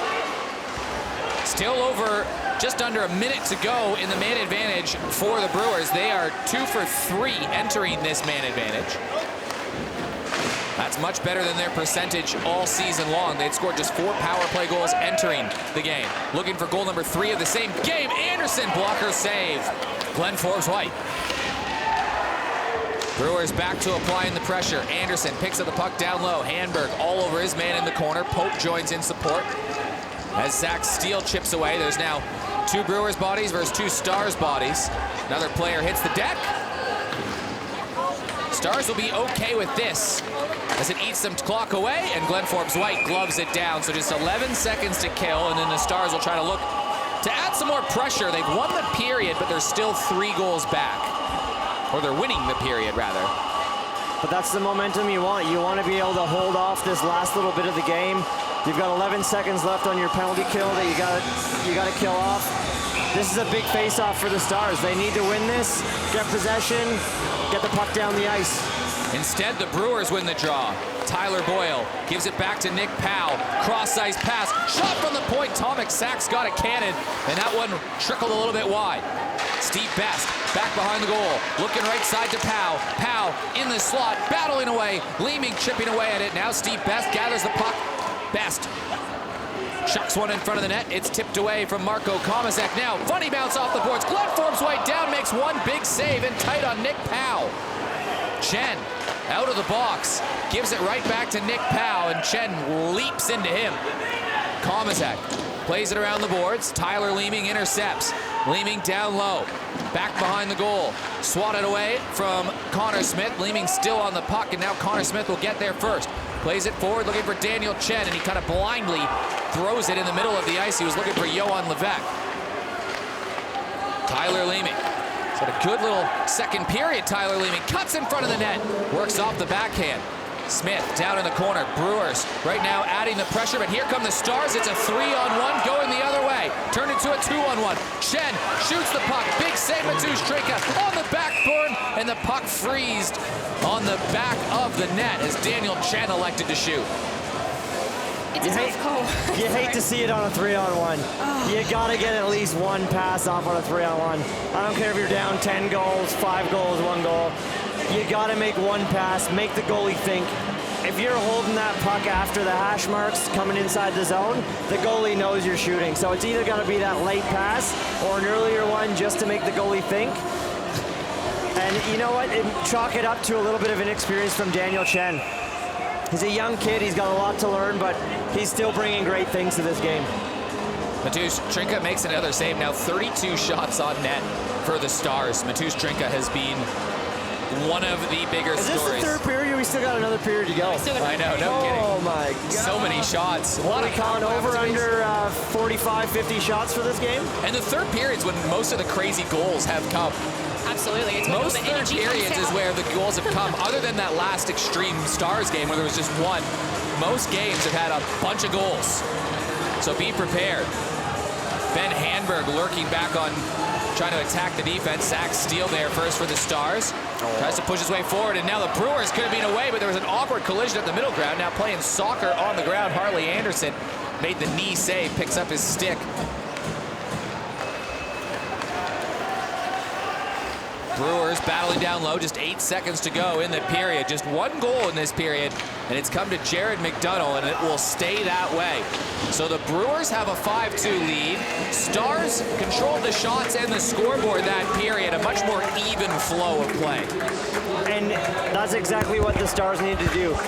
It may not have been pretty. It's probably not what they wanted. They probably didn't get as many goals as they wanted, but they had the chances. They shifted the momentum in their favor, and this third period is going to be the tell-all. Like, you got to want it. You got 20 minutes to put it all out there, and we're going to see who wants it more, I guess. And that's the thing. We talked about it before the game a little bit, Joey. You know, who wins the game in the third period? It all comes down to, can you do that full 60-minute stop time? Can you keep your cool? Can you keep your team together? And we know the Stars are such a mental-based team. They can flip on a whim. The Brewers kind of along that same road. Last game they played you guys, a little bit of that. So who is going to actually keep it together and who is going to unwind? Because it will be one way or the other. Yeah, and we have seen it, like you said, from both sides. I think Eric said last game that Extreme played Brewers. In the last 6 minutes, there was 30 minutes of penalties. And you can't have that in these kind of games. So the discipline's going to come into the factor. The momentum shift is definitely in favor of the Stars right now. And it's just going to be who's got it coming into this third period.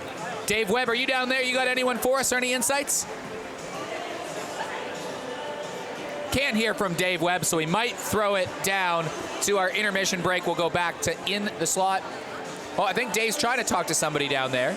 I can see him. That's Zach Steele. I think Dave's trying to talk to Zach Steele, so that'll be an interesting chat about how the Stars have tried to change some momentum. I don't know if we have him or not, though. Maybe check in with him after and see what Steele had to say. Well, with that, we will head to the intermission break. We'll go back to In the Slot with our general managers, Eric, Justine, and Joey. We'll see you in the third.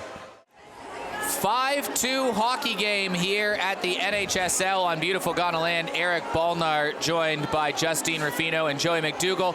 Looked a little better, the Stars, in that period, didn't they? A lot more pressure from the Stars. They got the goal. They won the period. And you know what? They need to keep that momentum going into the third. There's lots of time left here, 20-minute stop time. They just got to keep pressing. Look for those ugly goals. Crash the net. Don't be pretty. Don't be fancy. Just make it happen and get it done. Yeah, that's absolutely what they have to do. I mean, they spent that period kind of waiting, holding them off, and then they had this burst of energy from this goal, and all of a sudden we have a hockey game again. We have 20 minutes, 5-2, not 5-1. We have one period won very distinctly by the Brewers and won by the Stars. Who wants it more? That's what it's coming down to. Dave Webb, can you hear us down there? What do you got from us down on the benches? I can. Can you hear me, Eric? That's the most important thing. We can hear you, That's what we need. We've had some gremlins down here on the bench today. Hey, I did speak to Zach. I had a chat with him afterwards. May have noticed he was a little bit quiet in the first period. That's essentially because he lost an edge. He was skating around on one skate, had to get it sharpened in the period break. Look, we talked about benches, and Zach was absolutely instrumental on the bench, on the Stars bench, in getting them up and around. Kind of feel as well from down here, we did talk about it in the period break, Tyler Boyd has painted a target on him. I know that you were talking about the penalty against him, and that also seems to have brought the Stars to life as well. He's painted a target on himself. The other thing about this is, as this descends, and that second period was a real hard-nosed game of hockey, that seems to fit for the Stars. That's what they want. Port Adelaide, the Brewers were saying that they want to try and bring especially the third line of the Stars on and get them to commit penalties. Whether now the Stars are starting to penalty kill, now they're starting to get up and about on the bench, now they're starting to make hits on the ice, now there's a bit of chippiness between the two benches, and the Stars all of a sudden are starting to shine. Yeah, it'll be an interesting last period. Thanks for your insights, Dave Webb on the bench. Justine, Joey, what are the keys late in this game?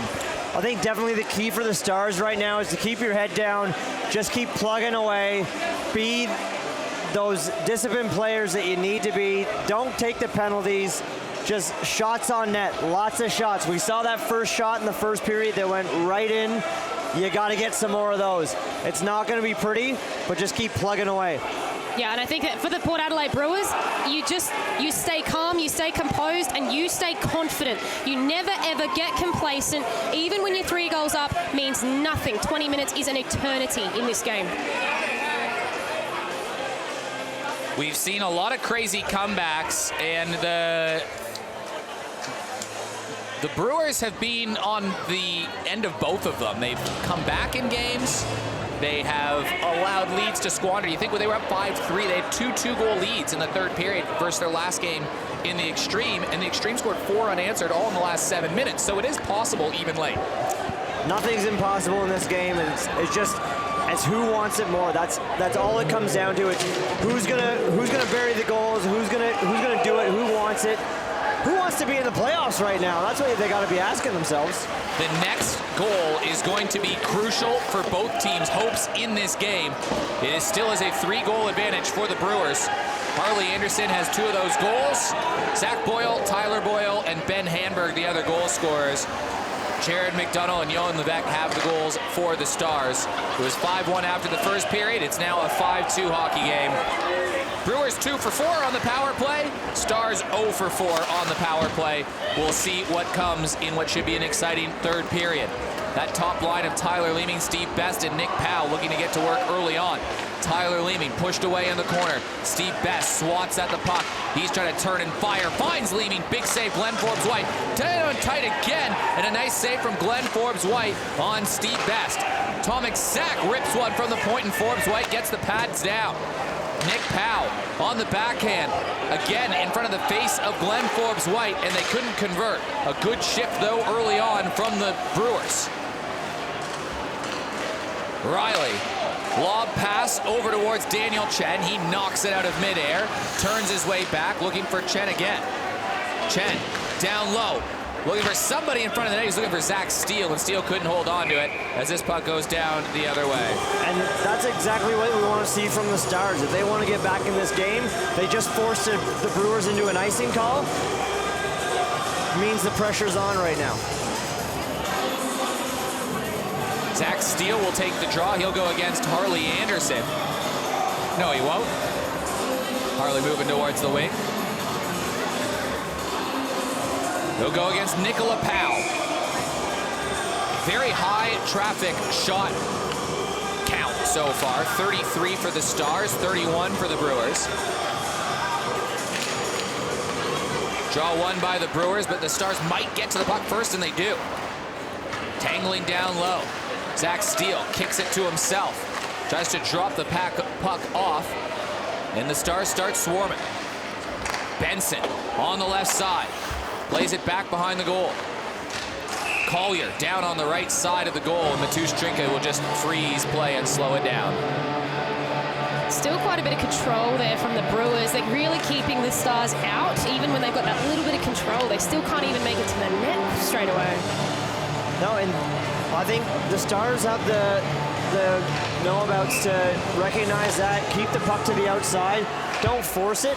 Just when those lanes open up, that's when you take them, and that's what they need to do right now. Dylan Pope, dipsy doing his way up the ice, gets caught out by the Stars defenders. Connor Smith plays it forward, and that goes out into the Brewers bench and out of play. And we've already seen it early on in this period. The Brewers are doing a good job. They're gaining the red line, and they're just putting pucks in deep. All that does is forces the Stars to turn around, go back in their zone, and forces them to break it out. It makes it a lot more difficult to score when you got to go the whole 200 feet than if you're creating turnovers in the neutral zone. Glenn Forbes-White just bats it in towards the corner. Dylan Pope gets to the puck first, chips it up the near boards, looking for Zach Boyle. He's got one goal already today. Flicked forward by Jared McDonald. He's got a goal today, and Zach Boyle corners him. Quinton Tomlinson is in behind the defense, forces the icing to be waved off.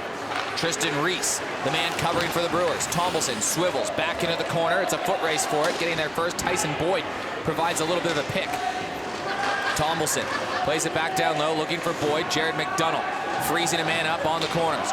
Overskating it was Quinton Tomlinson, and Harley Anderson plays it left side, and he gives the puck to Ben Hanberg in open space. Hanberg down low, plays it into the slot, banks off of Connor Smith's stick, and back on the right side, and finally played towards the center of the ice. Tomlinson couldn't knock it down. Tomlinson pushes it forward, somehow comes up with the puck, turns, fires, and goes in front of his local hockey teammate with the Falcons and Matusz Trinka. Back along the left side, and a stick goes flying. It was a Stars stick. Stars struggled to keep it in, and it's finally pushed forward and back out of play. Dave Dump Truck Madsen gets there first. Connor Smith plays it off a body, settled down by Levesque. Levesque, left side for Jake Riley. Riley up the ice, out wide, going towards the net, tries to go up high, and it's a nice save from Matusz Trinka. Great drive by Jake Riley on that play. He had his feet moving, good quick speed to get past Tyler Boyle and get the shot on net. I'd love to see a little bit more aggressiveness towards the front by the Stars. They're kind of all coasting into the front of the net right now. They need to have their feet moving. They need to be driving, and you play that puck until the whistle goes. I was going to say the same thing about Jake. I kind of wish he'd driven straight towards the net. Draw off towards the left side. Harding looking for Levesque. Levesque was trying to find Jake Riley, who was in danger territory. Settled down by the Brewers. Steve Best in a foot race for us against Marco Komazek, and he takes the puck away cleanly from him. Steve Best back behind the goal. Komazek trying to win the battle back. Best evades one. Off to Leeming. Leeming in the slot. Knocked down by the Italian stallion, Nick Powell, who turns, fires. That goes off a skate. Picked up by Leeming into the chest of Glenn Forbes-White, who makes a crucial save. Steve is all around the net. He's hanging out like a fly. He wants a goal. Steve Best held scoreless the last game he's played, and right now I don't think he has a point this game either. Not so far. I mean, like I said earlier in the match, the first lines are doing a good job of canceling each other out right now, and that's where you got to look to your secondary scoring. And right now it's the second line for the Brewers and the third line for the Stars. Draw off towards the right side. Shot in on goal. Goes around the corner. Kept in by Cook. Cook puts it towards the front of the net. Battling away for it in tight. Matchoff's got a shot off. And Glenn Forbes-White might have got a piece of it. Zach Steele knocks it down. It's a 2-on-1 with Daniel Chen. Steele to Chen. Chen put it in front of the goal, and he couldn't get it on net. A glorious opportunity for the Stars. Chen off the boards, collides into a Brewer player and shoves him back down to the ice. Stars throw it in front of the net, off the side of the net and into the corner once again. Team skirmish for it in the corner. Zach Steele comes away with the puck. Daniel Chen joins the party. Both teams haven't been afraid to mix up some lines. Brewers did so at the very beginning of the game, and now the Stars mixing up their core pairs. Levesque and Riley kept right now with Jared McDonough, and it's turned into a Steele line with Luke Harding and Daniel Chen, rather. Kept in by Hanberg. Big hit off of the far boards. Next goal, so important. And here's an opportunity for Chen, and Chen was trying to get lined up, and Ben Hanberg's gonna get a penalty for that, for interference. Oh. Almost. That was dangerous looking, but how well did Daniel Chen read that? Watch his replay, he got so much air. Oh, wow. That's a bad play by Ben Hanberg right there. Like, Daniel Chen doesn't even have the puck. It's nowhere near him, and he puts him. Ben Hanberg just took himself out of the play to try and make an unnecessary hit. Now this Brewers are going on the penalty kill. Stars get a chance to make this game 5-3 right now.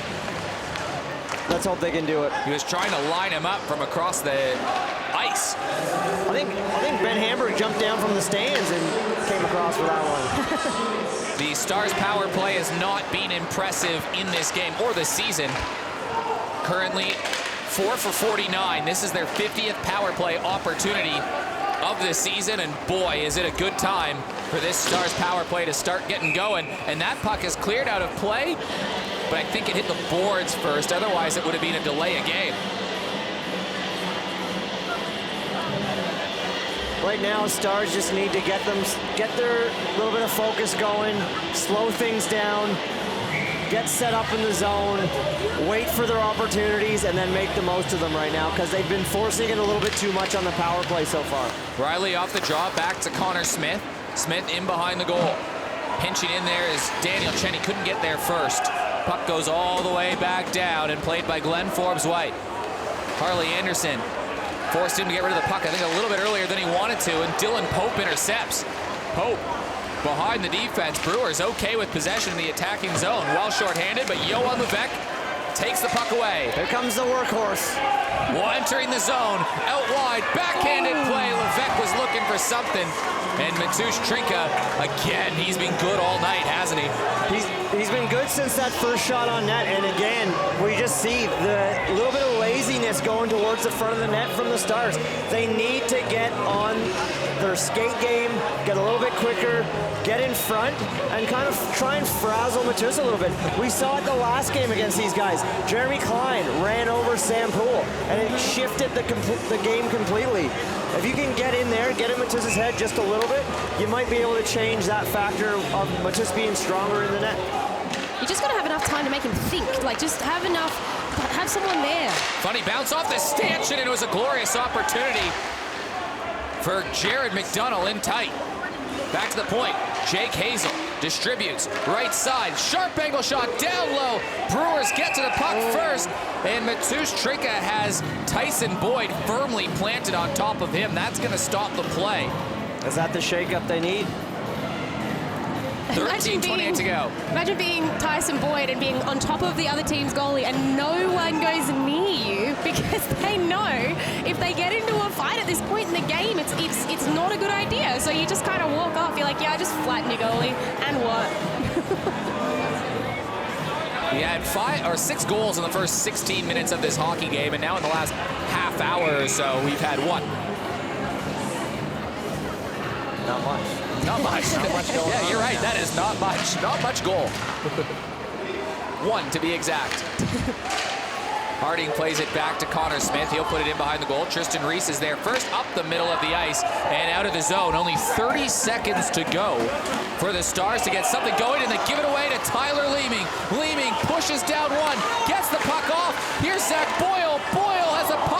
chance, and it goes off to the corner, and Harding plays it around, but Zach Boyle there first again. Boyle plays off to the right side. 7 goals, no assists for the Team Australia defenseman, Zach Boyle. Puck played in front of the net. Boyle swiping for it. Kept in by Nick Powell. Taken away from Chen, and oh, he had Jake Riley, who would have had some distance and some space. And they kill off another penalty, so the Stars 0 for 5 on the day. Hanberg up to, he was looking for Zach Boyle. It goes between his legs and in on goal on Glenn Forbes-White. Chip back up in the neutral zone. Here comes Yohan Levesque. Levesque looking for somebody to join the rush, and it was Tyson Boyd going towards the net, but he couldn't get the pass through. Tomek Sak bounced off the puck. Here come the Brewers once again. Brewers, a big hit along the near boards by Zach Steele, and they try to go the other direction to the Stars. But Thompson gives us away. Hanberg in tight, and he couldn't settle the puck down, so Jake Hazel will wisely put this in the neutral zone. Zach Steele just bouncing off a few different players out there. Hazel carries it in, cuts to the slot, scores! Jake Hazel! He got the A Jake tonight. Hazel with a fantastic goal, but that whole shift was Zach Steele from start to finish. Zach Steele was running around on both sides of the ice, never out of position, making hits, getting the puck back, trying to make things happen. And Jake Hazel with a great opportunity. Good look, great shot on net. He's got the A, and now he's got the G. Stars are back in it. And he's got a pocket of the crowd bowing to him, chanting Hazel. Hey, looking around the crowd, it's a party crowd out here today. There's a lot of, I would say, 20-something-year-olds out here today drinking A lot of 20-somethings out on the ice as well tonight, Eric. So I think that might have something to do with it. Well, it's now officially game on. 5-3. Jake Hazel makes it a 5-3 hockey game on a shift where Zach Steele was everywhere. Brewers now looking to respond. Steve Best tries to go short side, and it's gathered by the Stars and played back. Stars playing some better hockey now. Zach Boyle off on the left side, finds Steve Best. Best leads the puck in behind the goal, takes a funny bounce off the back, leaving in the slot. Boyle couldn't get a firm stick on it. Back in the corner again, Zach Boyle. Pushed all the way back to the blue line. He was forced to retreat, but he distributes the puck back behind the line, between the legs, pass. Man was coming in. Reese for the point, scores! Tristan Reese gets the goal right back. Tristan Reese from the A-grade Falcons. Probably deserved that one, I would say. He's played strong D all night, all season, really.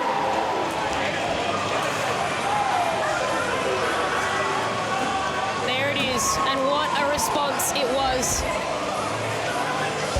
He had a shot from the point that was kind of bouncing earlier, and then Ben Hanberg, I think, swiped it in on the goal line.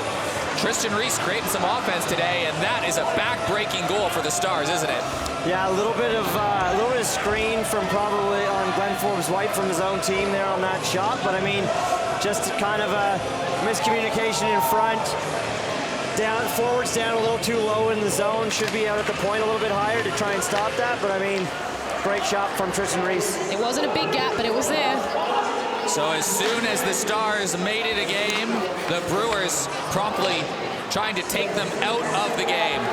It was all Stars momentum for the last period and a half, and Tristan Reese. We talked about Steve Best being the one to watch to have a big game today, but Harley Anderson with 2 goals. Tristan Reese has created a couple. I don't think the Stars are done, though. After that goal, they got together in the middle. They all had a chat. They don't seem like their heads are dropped. They know they can still do this. Draw off the left side. Here come the Brewers again, bouncing off the puck. Dylan Pope in behind, and a big back check by the Stars from Jake Riley creates the turnover, but Harley Anderson is there first again. Hazel pushes him away. What response do the Stars have now with half a period to play, and they're down 3 goals? Jake Riley with the puck on his stick.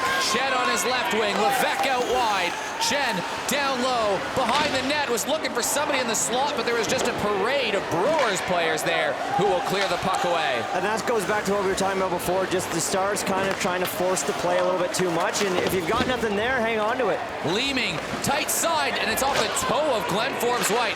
Harley Anderson down low to Leeming. Anderson wants it back in the slot. Glenn Forbes White scores! Steve Best! He's been hanging around, and there it is. Steve Best has it. And now 6 Brewers on the ice celebrating that goal.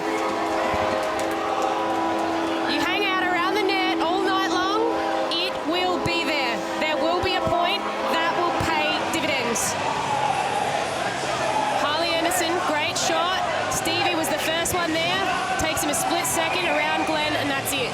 And that might be the goal that the Brewers desperately needed.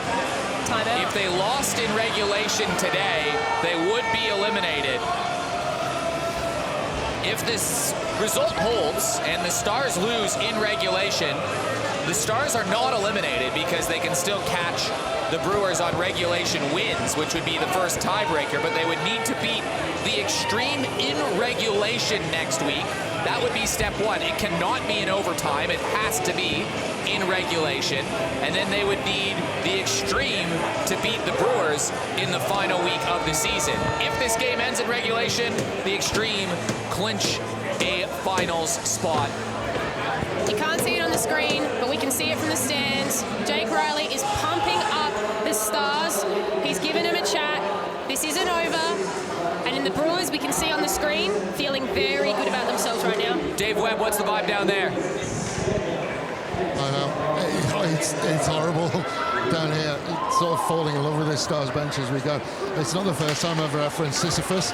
They've started to roll the rock uphill, and it's just crushed them on the way back down. Back behind the goal, Leeming, dangerous play in front of the net once again. Brewers had the goal. It was 5-3. And it is played off towards the left side again. Chipping forward, Powell down low. Boyd picks up the puck. Harding looking for it again. Brewers have been buzzing. Boyd cuts his way up the middle. Tyler Leeming, he's been a catalyst for the last couple goals here for the Brewers. Down low, Leeming in tight. Glenn Forbes White gets down and makes the save.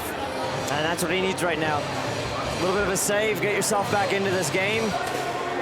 And, I mean, it's been a back and forth game. It was all Brewers the first, it was all Stars the second, and then this last period has been a little bit back and forth. And you know what?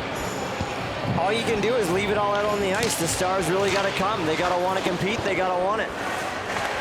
Still some hope for the Stars, but they need to score a goal once every 2 minutes or so at this point. Time will start to become the enemy. Can the Brewers just settle things down and keep the Stars off the scoreboard? Smith plays it up high, takes a funny bounce off the boards. Jake Riley gathers the puck and works his way out wide. Riley in tight, big rebound. Trinka gave up. Smith back at the point through traffic, goes off the helmet of Mateusz Trinka and out of play. What's the shortest amount of time you've been in a game where you've won it? How many goals? How much time? Oh, I have no idea. I know we've had a couple games with the rush, so from a coaching perspective where we were down with about 10 seconds left to go, pulled the goalie, and I think Kirsty Venus scored with 0.05 seconds left to tie it up and go to overtime, and then I think we ended up winning in a shootout. So anything can still happen, but time really becoming the enemy of the Stars. Brewers raced out to that 5-1 lead after the first. The Stars looked like the momentum was back on their side just minutes ago. It was a 5-3 game. Steele with a shot on net and a big rebound, and the Brewers will clear. In behind the defense, chip there, and Komasek got back to play the puck the other way. Cross-ice pass, Steele couldn't settle it down. Zach Boyle goes the other direction, enters the zone, fires one on, blocker save, Glenn Forbes White, and a bouncing puck in the corner, chipped up from McDonald looking for Zach Steele. It was a 5-3 hockey game, and it felt like the Stars had all of the momentum, but 2 quick goals from Reese and Best have made it 5-3, and Anderson, looking for the hat trick, is barreled down. A nice defensive play from the Stars to take away a good opportunity from Harley Anderson. Finally cleared out. It's a foot race for it. Will someone get there first? It goes for icing as Sack was racing against Daniel Chen. Good play by Connor Smith there. Excuse me. He read the play. He knew he had the other D coming in from the right side and just played the body on Harley Anderson, knocked him on the hip enough to spin him around a little bit, and took away that scoring opportunity. Yeah, that's right. And in contact hockey, when you start playing, it's one of those messages that they can't score if you're just knocking them that little bit off balance. They can't distribute their weight properly to shoot. Draw one off the right side, long shot in from the point from Tom Sack. Rebound down low, and Leeming almost jagged a goal there. Chen pokes it off the boards. Back in towards the attacking zone. Connor Smith plays it forward. Glove down, or knocked down with the stick by Zach Steele. Would have been gloved down if it was high sticking and the Stars kept possession. Brewers the other way. Leeming into the attacking zone. Powers his way forward. Steve Best going towards the scoring area. Throws one on net. It's a pad save from Glenn Forbes-White. Brewers look like they've got their balance back. Here's Jake Riley. He tried to dangle the puck. He dragged it, fired it, and that one went a little bit wide. Levesque now tied up in the corner and allows the Brewers to take this puck away. Tom Sack, touch pass ahead, goes back towards Glenn Forbes-White, who plays it back behind the goal. Madsen pushes it forward over Sack's stick. Levesque got tied up by Steve Best, who has slashed in the corner. And we'll have a stoppage and play for offside, just over 7 to go. Nice little pass there from Levesque to Riley. You know, that's a good little setup. They need to get a few more of those going. Hopefully one that ends with them hitting the net. Well, and I think, too, the big thing, we've seen a few times where the Stars are just kind of dumping the puck out of the zone, and it's kind of a 50-50 for the puck in the neutral zone. You want to be having possession. They need to start making some tape-to-tape passes and give themselves that chance to be able to carry the puck in. Cook pushes this into the zone, cut off a little bit. Matchos with a shot on net. Glenn Forbes-White was looking for where the puck was. It was in his chest the whole time. He's now faced over 45 shots. He's been a busy guy. And he's played well. Bearing everything in mind, he really has. Glenn has played a great game tonight. Rough first period, but he settled it down the last couple, but trailing 5-1 after one didn't help. Well, I mean, a lot of times you get a lot of energy off your goalie, but I mean, it comes down to all aspects of the game, and the Stars have given themselves an opportunity tonight, and just a couple of breakdowns, and the Brewers have bounced back. Play in front of the net, and the Stars thought they had one, and it was Mateusz Trinka, I think, that made a really nice save. Long shot in for the point, blocked by Ben Hamburg. Hamburg slows it down, flicks it forward to Zach Boyle, played by Dylan Pope. Back to Tristan Reese, throws one on net, intercepted by Jake Riley. Riley enters in, tried to dangle his way forward, intercepted by Harley Anderson, who will then play the puck forward. Anderson's got a couple goals tonight. Big difference is the special teams tonight. Stars 0 for 6, Brewers 2 for 4 on their power play opportunities. The Stars even had a 5-on-3 advantage mixed in there too. Benson, right side. Zach Steele, right point. And that whistled around the boards and all the way out. No, Quinton Tomlinson on the foot race for it. Glove down by Tim Benson. Intercepted by Powell. Now Leeming in the slot. Glenn Forbes-White makes the save. Chop forward. Time starting to run out. It feels like a 4-goal comeback might be just a little bit too much for the Stars now. They need to get going, and they need one now. Out wide, McDonald drags, fires, and Mateusz Trinka makes an off-balance save as it goes back in the corner. Leeming plays it up to Steve Best, back to Powell. Powell on net again, and Glenn Forbes-White is under siege right now. His shot total has ramped up in a hurry. This will be the most amount of shots in an NHSL game, I'm sure of it, by the end when this is all said and done, by the Brewers, who statistically get the most shots on goal per game. They've now scored 27 goals and counting in their last 4 NHSL games. The issue entering this one is they've allowed 20 in their last 3, but they're still scoring at the same pace. If they keep going with that at this rate, it's not going to be a bad night for them. So what do you focus on this far into the season? Maybe a little bit of defense? Well, only 3 goals allowed tonight so far. Boyle chips it off the boards. Long pass ahead, goes over the Stars player, and that will go for icing. So it'll be a draw coming to the left of Glenn Forbes-White with just 4:50 to go. And this one feels all but over, although crazier things have happened, but not many. I mean, at the moment, it feels like that momentum we were talking about earlier has shifted again to the Brewers' favor. I mean, having the last 2 goals with 4:50 left to go in the third, it's a tough hole to dig yourself out of. Grinding away for it in the corner, Jake Riley to Chen. Levesque has been shut down since scoring in the opening minute of the game.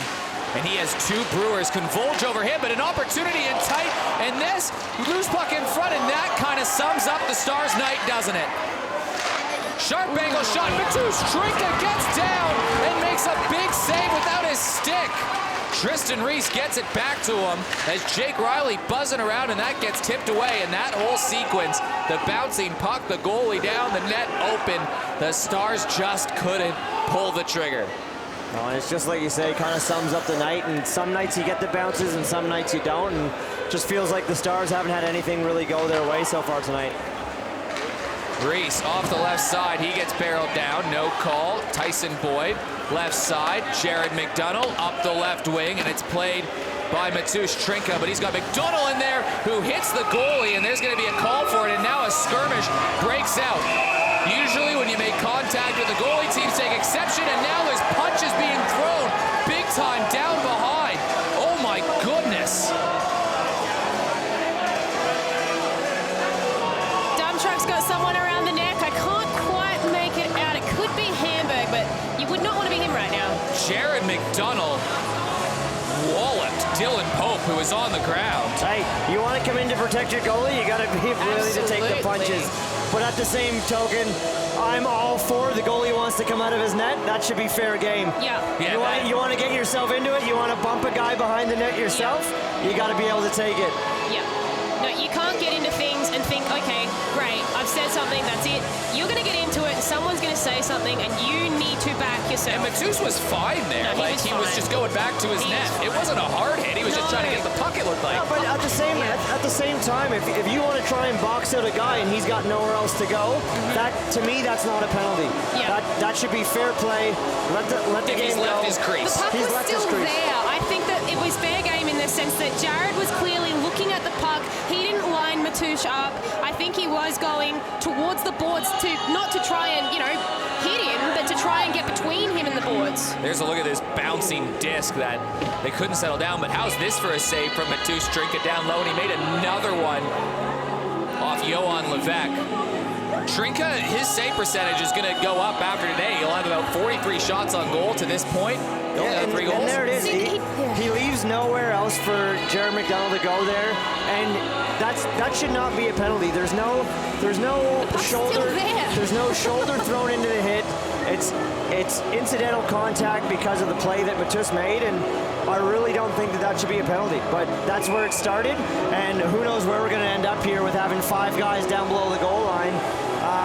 Probably a few coincidentals coming up. Captain's being called over, who will be notified of the paperwork. It literally looks like Dave Gal has a notepad. This is going to be like a CVS pharmacy receipt that you see in the U.S. National pharmacies here, Joey. Yeah, you go buy one thing, and the thing's about, I'll use Australian terms, it's about 1 meter long. Yeah, it's like if we walk into IKEA or Costco, basically. Look, I think Mateusz, he kind of knew what he was doing. He's a smart guy. He's a tough little goalie. I think he kind of cut Jared off. He knew, you touch a goalie, it is game on. Well, he's looking for the replay to be played again on the screen. Will producer Brandon give it to him, though? He's Come on, producer Brandon. There it is. Look at this. Now Mateusz isn't even looking, but he could. There's the play there. Mateusz gets bumped. Yeah. Show it again. Show it again for Mateusz as he's watching. Look, fair enough. You touch the other team's goalie, something's going to happen.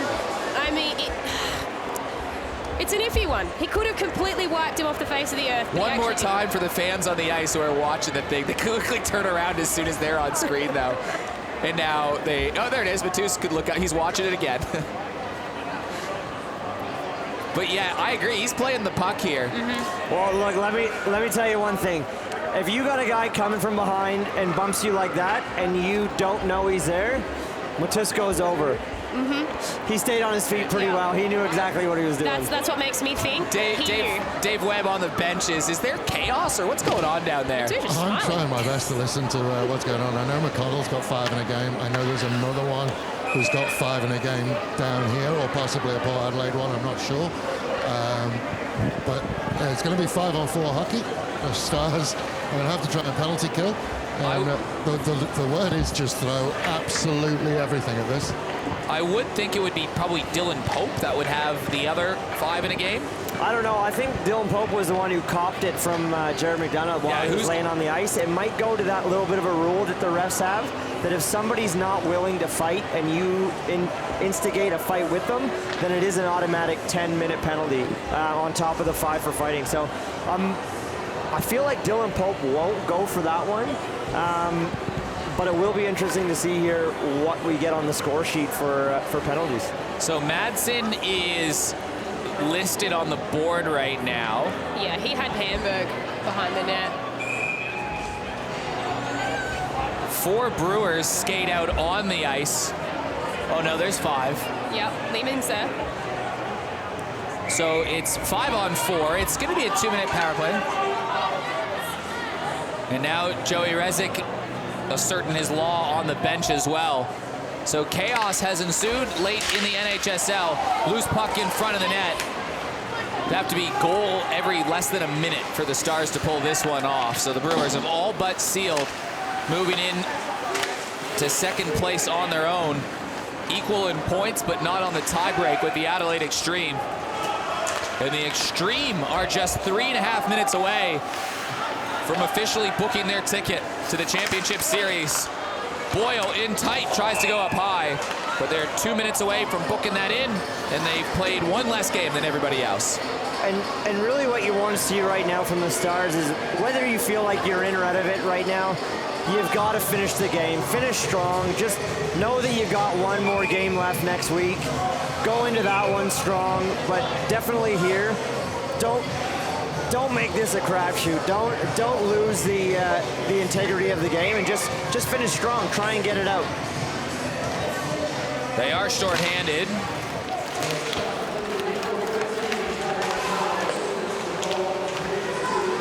So we'll have the penalties for you in the next break. We've got that pulled up on screen as Daniel Chen goes up on the right side, fires a shot in on goal. That gets blocked and goes into the corner. Chen off the rebound, scooped up by Powell, banks it off the boards. Harley Anderson there to gather the puck in the neutral zone, but he gives it right back, and that goes offside. So it's a goaltender interference call to Jared McDonough, a 5-minute fighting for Jared McDonough, 2 minutes more for Jared McDonough for fighting. For the game misconduct, and then Dave Madsen 2 minutes for roughing, but then Dylan Pope had the 5-minute fighting penalty as well. So the 2 minutes go to Madsen because the 5 minutes, it was a 5 and a 10 basically given out to Jared McDonough, but he also had the 2-minute minor in there too. I think they're still entering the penalties because that doesn't quite add up in that match. So I think Ben Hanberg might have another 2-minute in there too because he was roughing around down there, but either way, a lot of penalties given up in the last 3 minutes of the game. Right side, Jeff Pellerin skating down towards the corner, throws it in front of the net. It was a smart play. Zach Boyle was there. He almost got lined up, but Tyson Boyd just bounced off him. Back to the point, Reggie Machos down low, and Boyle scores. He didn't even realize it had gone in until he skated past the back of the net, looked in there and went, oh, sweet. Zach Boyle has his 2nd goal of the game, his 8th goal of the season, his 3rd point of the night. Great pick up there by Zach Boyle. And I think that is the nail in the coffin. Just squeaks in there on Glenn Forbes White. And you know what? After the game he had last week, I know Eric and I talked about it a little bit throughout the week, and you know what? Could he back it up again? He's been doing so well in net and kind of helping out his team, and his team had a really great game in front of him last week, and Glenn stood on his head in net again, and we're just wondering if he'd be able to back it up. And you know what? Right now it could be a little bit of a defensive letdown for him. I mean, 49 shots on goal. There's bound to be some amount of goals. Long shot in from the point. It is blocked down and gloving that down like a shortstop. Baseball player Matusz Trinka makes the play. If you were to decide the 3 stars for the game tonight, who would you be looking at that? I think you got to have Harley Anderson up there for his big play in the first period. Matusz Trinka. Do you say someone like a Tristan Reese? You know what? He's done well tonight. He's gotten a few shots off on net. He's kept the puck in the zone a few times. A goal, well. maybe 2. Yeah. He's got for sure goal and an assist, maybe 2 goals. That's going under review later in the week. Yeah. I'd put Hazel up there as well. I think he's really stepped into the role, and I think that goal, it was a hard-fought one. Unfortunately, I think we got to give all 3 stars tonight to the Brewers, who are up 8-3 and looking for more. Glenn Forbes-White gets down, trying to tuck one in on the corner. Puck goes out in the slot and goes all the way out, and Steve Best tries to pick it up. Now, off right side, in tight, Riley sends this one high. And it goes around the boards. Back on the left side. Centering play in the slot and getting down to make the save is Matusz Trinka, who, when the shots get updated on that board, you'll read that he's made over 40 saves tonight. And I think Matusz could easily be another star of the game tonight. You know, the first shot on net went in, and he bounced back from that pretty well. Obviously, the Brewers had the momentum in the first period, but second period, he kept them to 1 goal whenever the Brewers defense kind of shut down a little bit. And I then agree with that. he's kept them in this third period as well. Brewers have been able to come down on their chances and capitalize where, you know, the Stars haven't been able to. So he's definitely in the running for one as well. Tom Sack lobs it forward. Kept away by the Stars defender.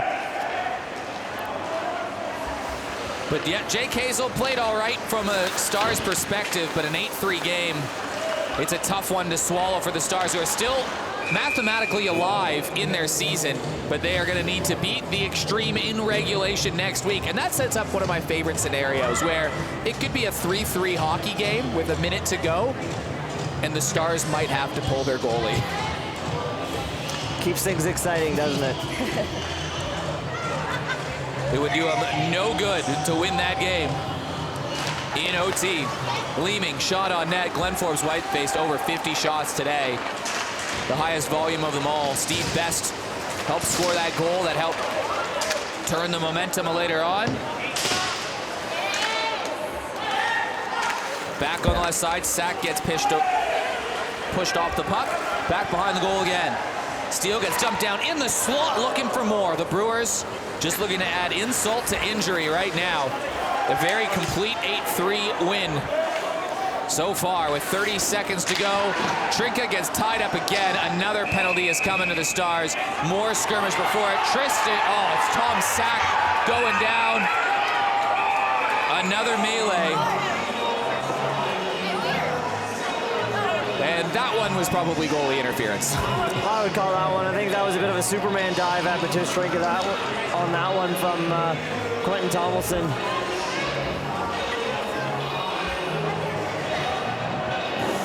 It's hard to say, I bumped him accidentally going through. It's hard.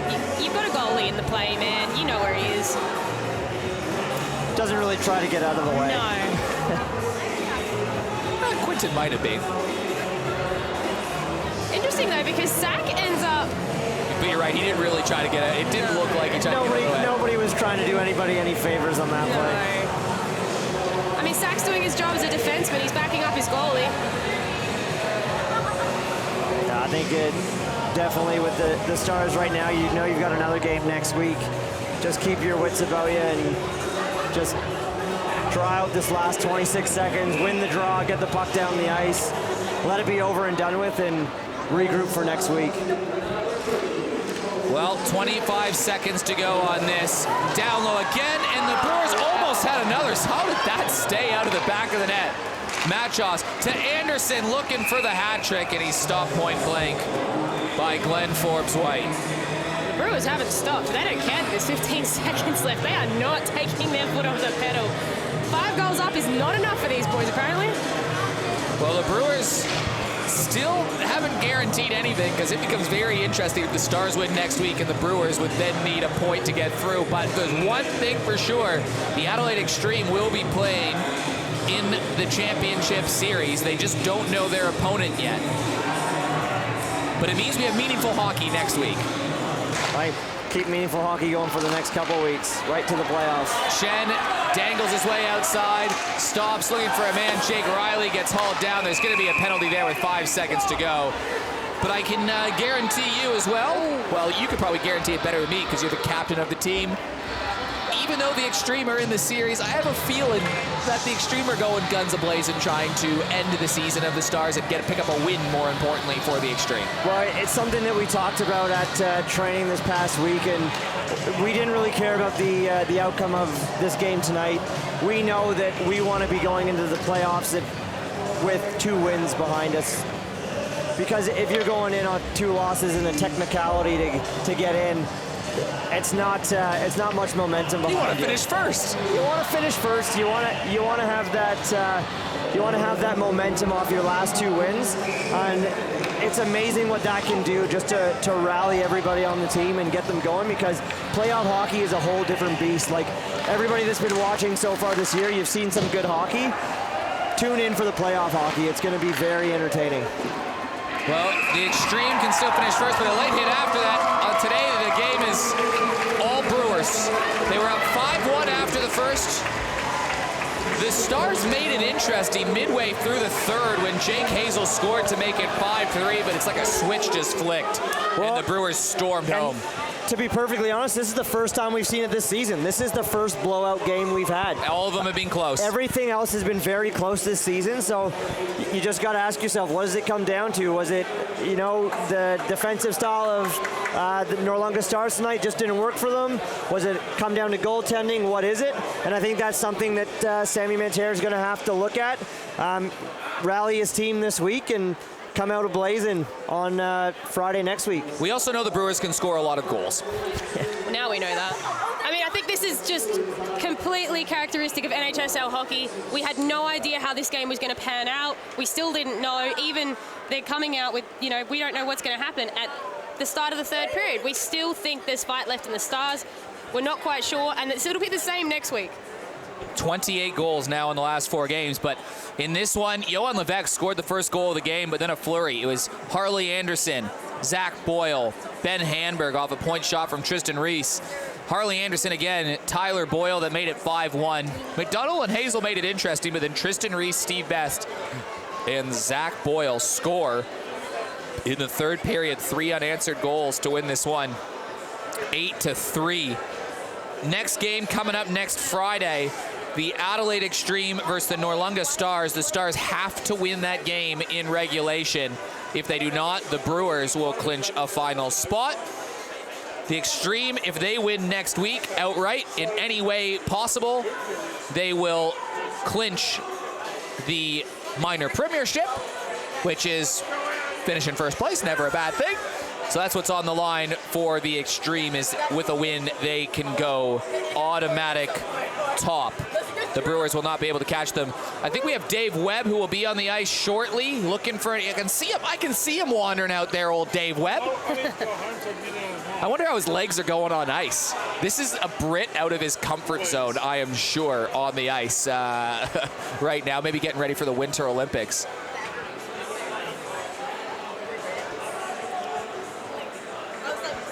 He's going to talk to their leader, Steve Best. Dave, down to you. Yes, Eric, Steve Best. Hey, my feet are absolutely fine. Thank you, Eric. I'm doing all right. Steve, really interesting game of hockey. The second period, you lost the second period. I'm sure you know that. I don't need to tell you. But there was a big change, and there was a big shift, and I feel that the Brewers needed somebody to put them on the shoulders. And from my point of view, it was yourself. You kind of stopped up, and you looked after your teammates because they started to play a little bit hard-nosed. Yeah. I feel like I took on a little bit, but there's guys like Tyler Leeming, Witus Strinker. I think they put the team on their backs. Witus is stopping goals he has no business saving, and Leem is winning pucks he has no business winning. So that kind of stuff is what we needed from the team. And that's what drove everyone up. Yeah, and you got yourself your goal in the third half. I won't tell you what Joey was saying about it. You have to watch it back and find out. They said you were pointless into the third period. So get your goal in the third period, and that sort of started things going as well. Do you feel that lift again? Sorry, I missed that. No, that's all right. You got interrupted. Just the lift again after your goal. Well, I think they scored like right before that, and then we got 1 or 2, and I think one of them was my goals. It kind of felt like the nail in the coffin, I guess. But yeah, I think our lead was big enough that we could have held that. If they got one more goal, I think we were fine anyway. And start of the third period, I noticed it. There was a good old-fashioned stare down. You and Harding, neither one of you was letting go of the bench. You were told to go, weren't you? You would have stayed there all night, but you were told to go. Yeah, so we were trying to line match, and because they got the last change, we're trying to line match with them. They're trying to line match with us, and unfortunately, we got told to go to the bench, so they got the pick, unfortunately. But yeah, it didn't really matter in the end. Congratulations, and next week you'll be interested viewers watching us live. It's out of your hands next week, isn't it? Yeah, definitely. Yeah, we just got to see how the Stars and Extreme play. Hopefully, the Extreme get the win and get us straight to the finals. If not, we beat the Extreme the week after and get in there. Thank you very much. Good job. Thanks, Steve. Back to you, Eric. Thank you very much, and thanks to Steve Best. I'm sure we'll be seeing him in the crowd next week wearing a Joey McDougall jersey, cheering on the Extreme. Listen, Steve Best is a great guy. I know he's my #1 fan out there. If he could have McDougall on the back of his own jersey, he probably would. But yeah, you know what? It's great to see him come out with a point. He's been held off the score sheet the last couple games, and he's the guy that the Brewers need. He's got to come out and have those big games, and he did it tonight. And like he said, he was able to put that last nail in the coffin. No, look, it's hard to disagree with that. The Stars have to get back into it this week. They need to go back to the drawing board. If they want to play in finals, they need to play finals hockey.